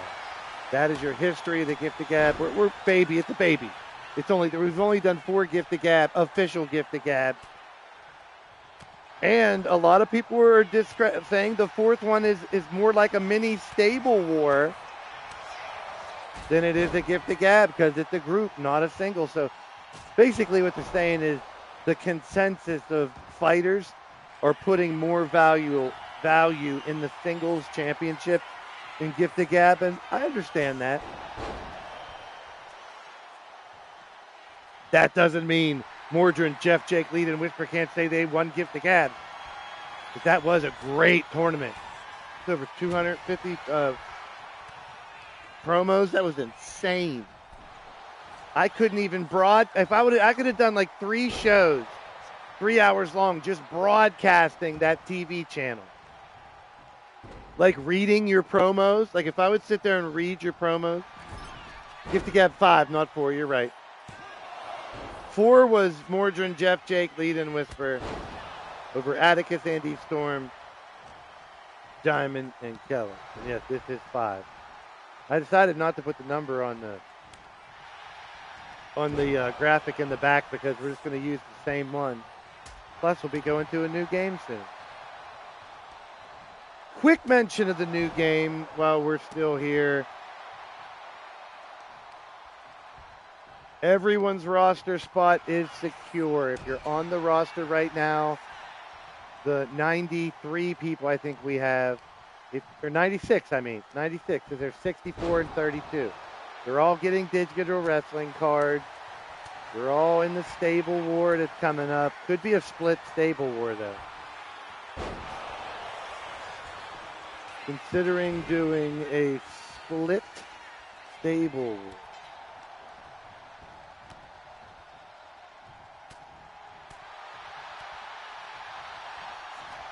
Yeah, Stable War 19. I'm not sure yet. We haven't done that before yet.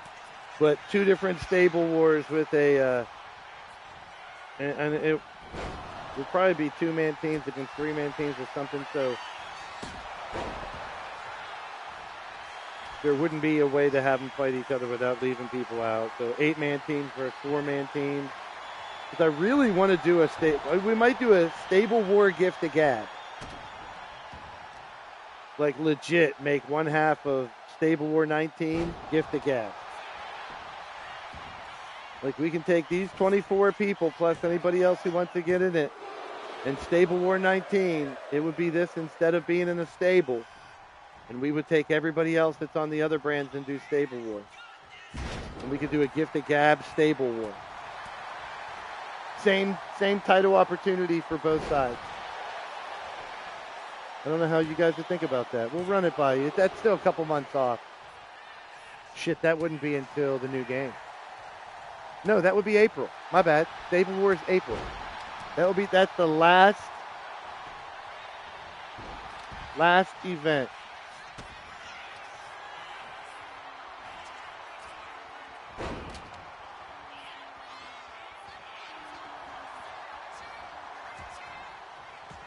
See what you guys vote for. A split Stable War, that would mean like one would be gift to Gab and something else, and then the other one would be just a straight up Stable War with everybody, with 8 stables going up against each other or something. Vote now. They don't, yeah. I mean, it's not like it wasn't funny. And I even said, hey, I gave him some gold. I said, dude, I would be a smoke alarm salesman pitching my smoke alarms on the next promo. I would have just bought. I mean, he did to an extent. It's not that Matt Storm's promos weren't good. It's not that Azrael Black's wasn't good. It's not that Dragonheart's fake out, I'm not going to promo, then I'm going to anyway, wasn't still good. It wasn't that Bagwell's weren't good. But at this point in the game, the tournament, they can't just be good. They got to be better than good. They have to be exceptional is the word I'm looking for. Once we get past the first round of the gift to Gab, you better be ready to play. You better be ready to get an earful of people talking shit on you. And this is also an open challenge for you guys to show a little more anger. I get the honor matches when it comes to another character, another warrior that you respect. But this is for, security for your family. Winning the gift to Gab is so much more than just bragging with a gold microphone. It is a special brag to be able to be one of those talkers. And like I said earlier, 24 times, we'd have over a dozen different winners in this tournament. So many great talkers, but the fighting decides it. That's why it's only a boost. And right now, Drew Hawthorne's boosting it, looking for the win. He takes down Atticus, then Spears Fusion and takes it home. Drew taking the Matt Storm method straight to the semifinals, creeping in. Reconnaissance mission. Coming back to claim the win and go to the semifinal. And I'm interested to see what he's going to have to say against his partner, his tag partner, fellow bounty hunters. Will collide in Saturday's semifinal at Violent Times Day.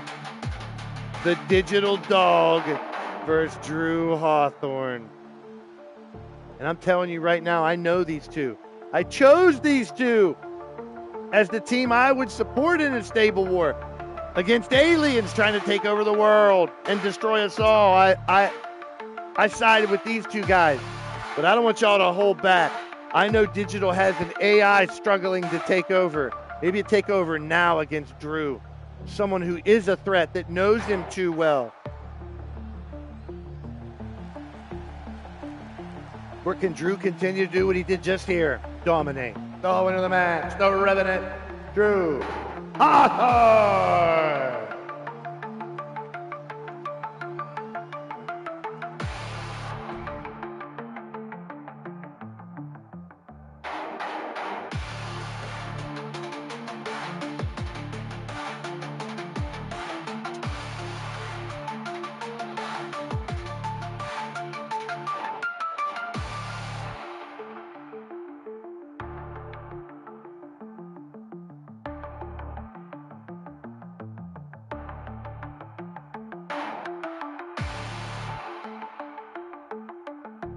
Here's Brandon Bones' second chance promo that got him back into this tournament.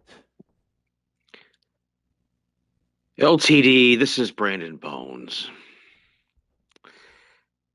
A discussion going around recently about promos and what to do in those promos. I mean, one of the old timey rules that was even discussed on the podcast just recently here, was that you never bury your opponent, because if you win, then you beat nobody, and if you lose, then you lost to nobody, and that's bad for you. Another one is a promo where Jake the Snake Roberts is given all kinds of credit for the fact that, like, he wasn't this kind of guy to get super emotional and go out there and just bark and yell at the camera or whatever. He spoke calmly and succinctly with a vocabulary, and he made you listen. He dragged you in, compelled you to pay attention. Why ain't doing that shit now? Because you see, this shit has fucking finally come to a crest here. See, now, Digital Dog, you escaped this match last time. I had you on the leash. I had you. Oh, you were this close. Oh, yes, I bled. And of course, I'm willing to sacrifice. And isn't that what this is really all about?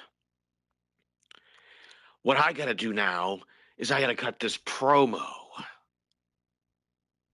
And I gotta do something to impress all of you with the promo.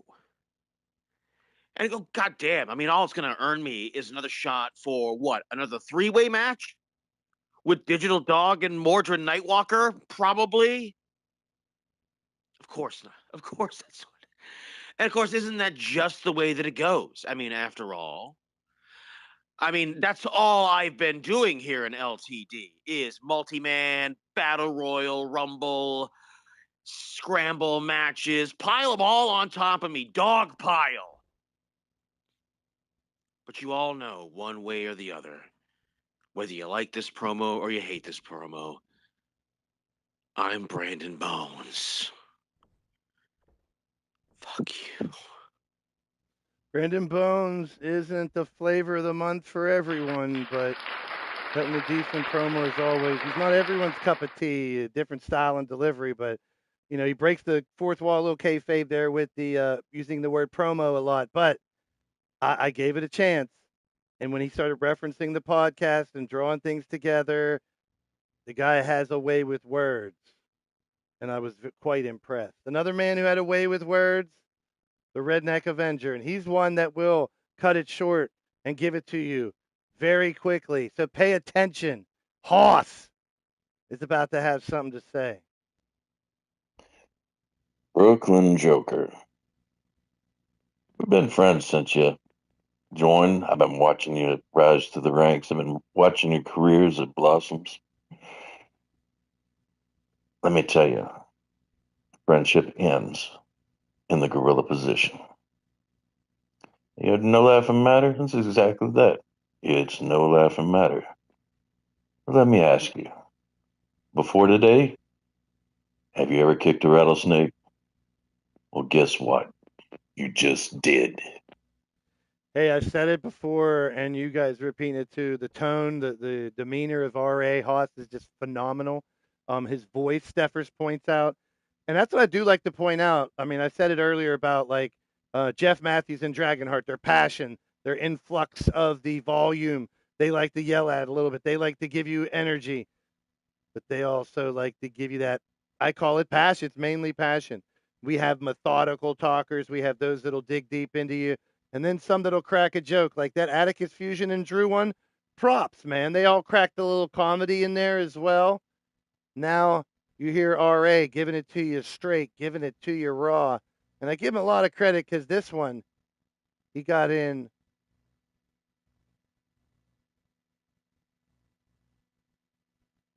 right before, actually on the dot, 5 p.m., the deadline. Redneck Event. Brooklyn Joker. An interesting choice of words you. Tell me that we're going to war. You do not know what war is. I do. I've been to a real war, several real wars, where some of my friends didn't come back. I've handed the folded flag to widows, to orphans, fathers, and mothers. So when you say we're going to war, careful your choice of words because it means something completely different to me. And God help anybody who winds up stuck between you and I. Because you now have cried havoc. And I'm letting loose the dogs of war. Redneck Avenger bringing the heat. Giving it to you. I love it. Who will fight Count Wraithnock in the semifinals? We're about to find out. Hey, I said it earlier. It's a shame anybody's got to lose these tournaments. But those open challenges are still out there to get one last promo battle at the finals next Tuesday, 1 week from today. Coming out first from San Antonio, Texas, the member of the Great Hall, 6'5", 277 pounds. He is 1/3 of your Gladiator, G6 champ, the Cowboys from Hell. It's the Redneck Avenger.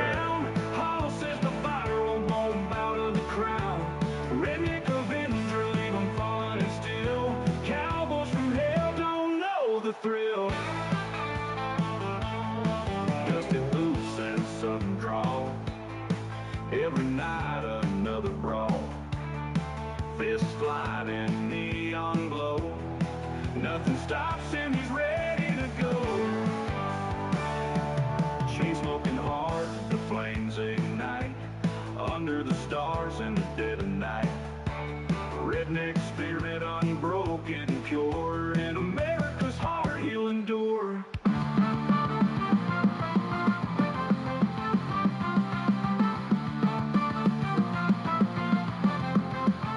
Step into the circus where chaos is king.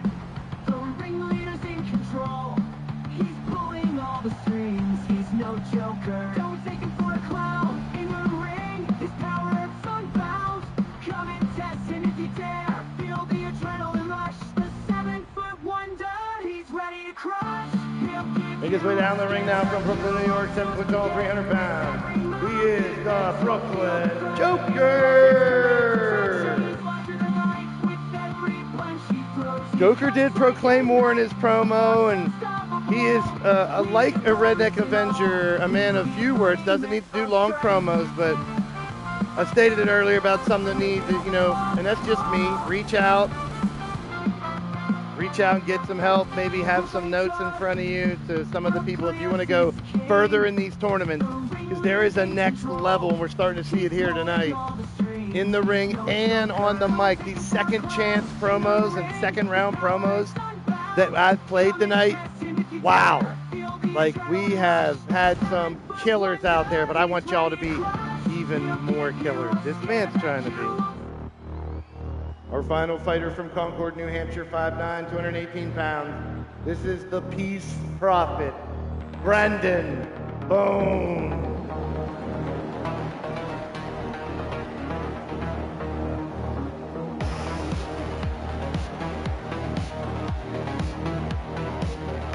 No Matt Storm, no Mordred Nightwalker in the finals this time around. It's not for lack of care, it's because the competition has risen in this tournament. And now instead of just a handful of competitors at the top, we have many. Still some that can get better, including those at the top. We talked about that earlier too. Always look to improve. Check for things that you may repeat, things you may have forgotten, some Easter eggs that I've thrown out that I hope you use in promos. I'm pretty blatant about those. But Brandon Bones, this man, no fear since coming in. He's given us every reason to hate him. If you don't like him personally, or he rubs you the wrong way for some reason, I think he's supposed to. Was it unoriginal, his approach? At first it could have been, but a twist. Just like those nipple rings he had And I had to give Brandon Bones the benefit of the doubt after hearing the entire promo that he brought it for this tournament, earned his second chance opportunity. And now it's time for the main event. And that's what I want, Steppers. You guys talk the trash in the chat. Give each other a mouthful. We're all trained to be able to handle that. Everyone's in the company now, and if it starts to bother you, OOC, go chill and just watch the show another time. It's all good. I've been there. I've been on a show where I'm ready to jump through the phone or the TV or the laptop at people because we're passionate about what we do. Just don't take it personal. Take it personal. Take it personal. Take it personal. Gangstar was one of my favorite rappers. Fear your rip nip. Fuck them nipple ring. I'll rip them out. To hear you scream like this. It's the moment we've waited for, folks. We already know Evan Dawn, and I would put SJ Ray, and I will make sure SJ Ray is versus somebody next week. I just want to hear a little more from SJ about somebody. Maybe someone will challenge SJ. Same thing goes for people like Matt Storm. Matt, Mordrin, you guys want to go one more time? Matt Storm versus Mordrin Nightwalker next week sounds good. You guys agree on that? I'll book that right now. Unless there's someone else Matt and Mordrin would really want to fight. If you guys can convince me now, I would book one of those matches. If you look at everybody in this competition, we are down to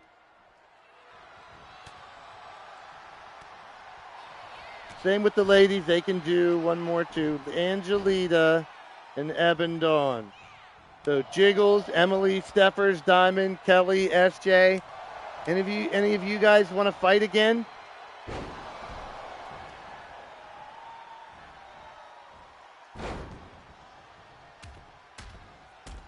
And we got Count, Drew, Digital, Drew versus Digital. How the fuck did that come out to play? So any of you other guys, Jake, Jeff, RA, well, RA's still in it. Joker's still in it. Clinton, Jake, Jeff, Storm, Fusion, Dragonheart, Azrael, Atticus, Totes, Mordrin. Anybody want to challenge each other? Go for it. If Mordrin and Totes want to go at it one more time, I wouldn't be against it. Now, you say book it, Matt Storm, but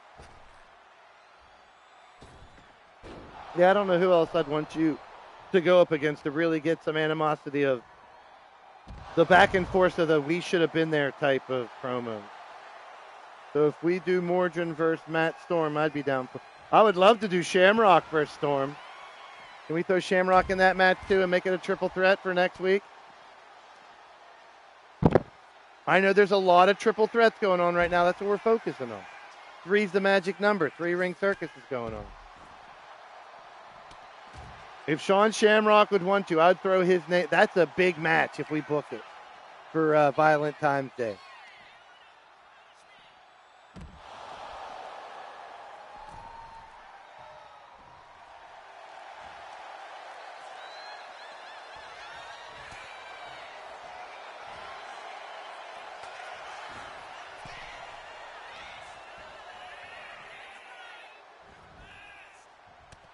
Knocking noggins there, or no, not Violent Times Day on the 14th.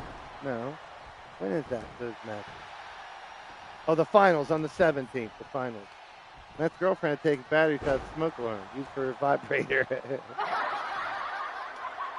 15 years of promoing. I'm still. Yeah, that's the way it should be. Odd. You should never be satisfied. That's what I mean. We got so many good people. I couldn't help but speak up and say, listen, learn from others. Ask somebody a question in the DMs and dig into other people's heads, man. I'll do it. I've learned a lot from you guys' promos. And I got a frozen pizza. I cannot wait. I'm going to house that pizza. I'm going to eat that pizza in like 4 bites. You ever see that girl does the videos where she like does Big Macs in 2 bites and shit like that? Like, damn, girl. Born in a bed of butcher knives. I like that. Have to catch the replay. Yeah, on Saturday.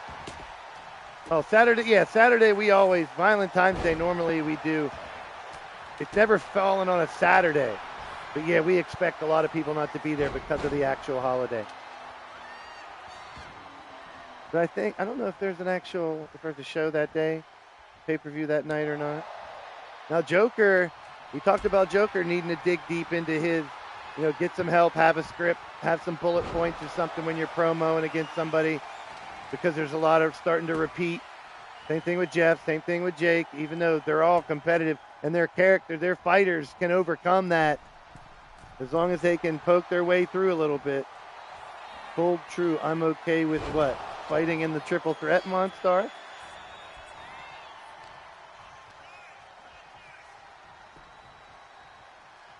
I know Mordred never backs down from a challenge, but I want a promo battle. I want you guys talking trash. Plus, on the 16th, the day before, there's a podcast so I can play videos. I would make that probably this match here. Mordred versus Storm. Here's an inside cradle. Shamrock, are you agreeing on the match too? I hope you are. That would be epic. I'm trying to, all we have for the Gift of Gab finals is just the two finals. I want challenge matches to be pretty dope. That might be the last show we do on this second login here. And we'll finally move everything over, because then I'll just have, because we'll have a tag team special show for title shots once a month for 2 months. So what? And I'll do everything else on the third login. I'll have to update some attires, but then I have community creation, so I can do a bunch of updates. I just hope it doesn't crash too. Because I have that third login already filled up, my third PlayStation account. This is the old account right here. It's the original second account. Not the original. The original one, I can't even turn the game on. No, I'm not fighting Storm. Ah. Where's the thing? All right. I just want a promo battle up. It'll be a triple threat. Mordred, because you and Mordred got history too, Shamrock. And I'm trying to make that next Tuesday's show, the final to get the gap, pretty big. He attacked me unprovoked, so no. Oh, he's pulling the old. No. Oh, look at this. Brandon Bones drops him right on his face. Now Bones setting it up. Can Bones do the same thing Drew Hawthorne did? Sneak in the second chance back door and make it to the semifinals. Brooklyn Joker, a 7 attribute deficit he has to overcome. Redneck Avenger just brought it. It's a lot of that, too. Redneck Avenger just stepped. I knew he had it in him. He teased everybody with his first set of promos last time. But RA, and then you guys even in the chat, I saw you talking about how dope RA's promos were. I've heard him do it before. W. I knew he could rock the mic. Brandon trying to steal it. The Peace Prophet to the finals now. Yeah, repeating lines like I said. And it's kind of hard to point it out without sounding like I told you so or here's how you should act. But I'm not. There it is. Night, night. Good night, Irene. Good night, Irene. RA saved it in time.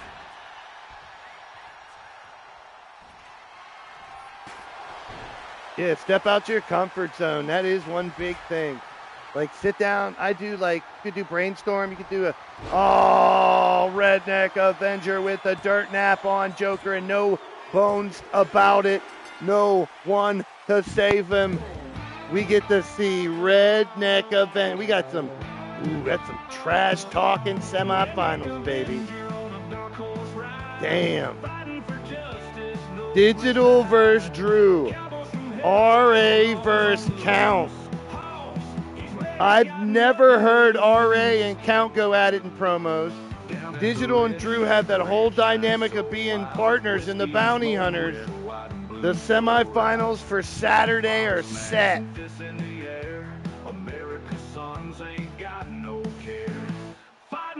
Now, Friday at 3 p.m. Eastern would be the deadline if they want to try to get advantage, but I'm pretty sure it's going to be heads up for the semifinals.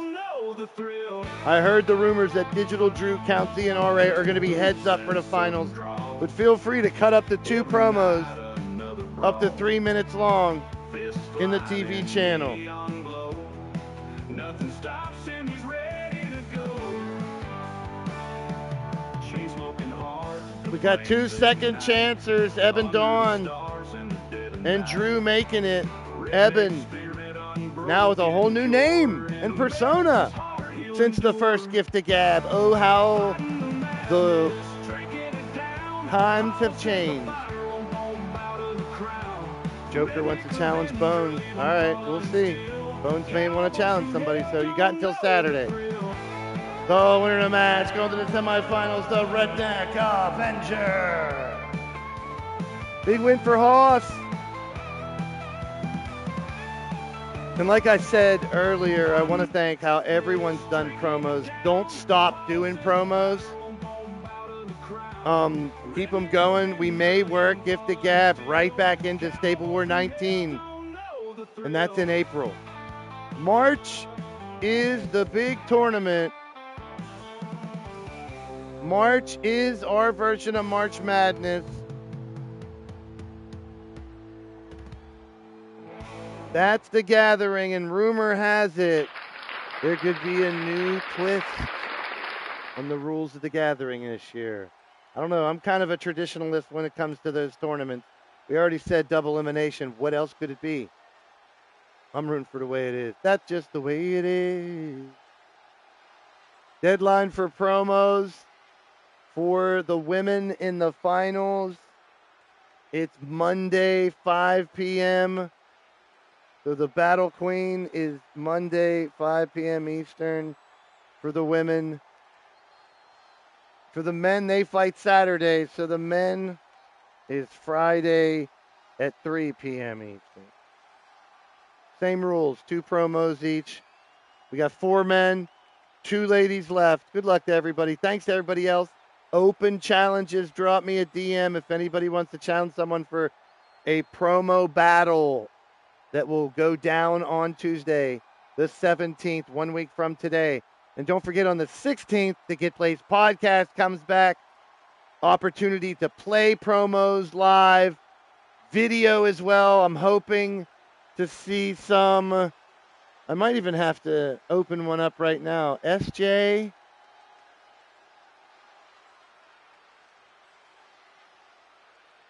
Jiggles and SJ. Jiggles versus SJ. Wonder how that would go.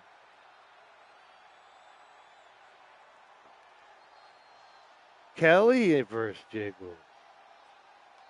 Kelly versus Jiggles. Steffers versus SJ. Steffers versus Jiggles. Emily versus Kelly. Oh, there's so many possibilities. Hey, I want to thank all those top fans. Coming in first is Digital Dog, Jiggles, Steffers, Storm, R.A., Count Z, Atticus, Damien, Odd, Tenu, Bones, Blake Bradley, Iffy, Angelita, Fusion, Mordrin, AJ Cool Kid, SJ, Joker, Monstar, Sasha, Kicker, Drew Hawthorne, Jake Bagwell, Triple B, Kelly, Crushing Kelly, Matthews, Jeff Matthews, Jackhammer, Zerk, Sly Cooper, Cassie Baum, Cougar, Clinton McCleary, Jen, Firestar, Shifty, Wally, Azrael, Primetime, Temple, J-Dog, R-Man, Vulture, Lucef, Hotfire Rose, Totes, MSW, Tiffany, Jiggles, and OG Bone. Hey, you guys are the shit. Don't let anybody tell you otherwise. I just hope we can all continue to get better with our promos, too. I love y'all. Been shown yet, Yeah, right? we've only seen 2 weapons with it: the chair, armbar, Everything, the candlestick. Yeah. Everything we know so far. Pro Wrestling Shoot is live about 2K26.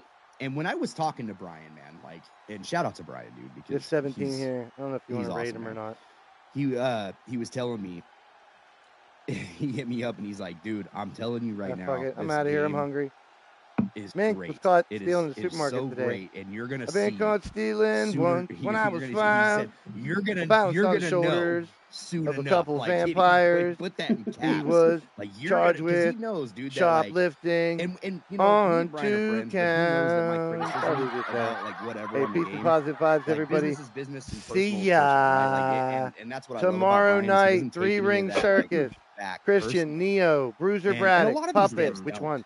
You know what I Daisy, mean? Carmen, Like Cornell Iceman, went on Just Jackhammer, Brian's show, you Breakdown, know what I mean? And he Hawk was like, and hey, Sly, you know, Arman, it's not Carrie, Witcher, Laura, it's Robert, we Stubbs, take that Graves, feedback, we listen to that feedback, Raven Black, and Butterfly, that dude Patty, really means that too. Chet By the way, I just Dietrich, want you guys to know Leo that. Angel, I Kelly spoke Maverick, with this guy in Vipero, person, Primetime, and Logan he's Windsor, Jay exactly Barrett, like he Dallas Cole shows himself Whisper, on camera. Like, Damian Payne, so Rick Logan, he's a and pretty cool Lance guy, Roman. and most of these See you guys tomorrow developers, night. maybe I'm 3-ring not speaking circuit for is everybody, back. but Come the on, ones I know Don't that they stop take that as feedback and they promoing. listen. Now, some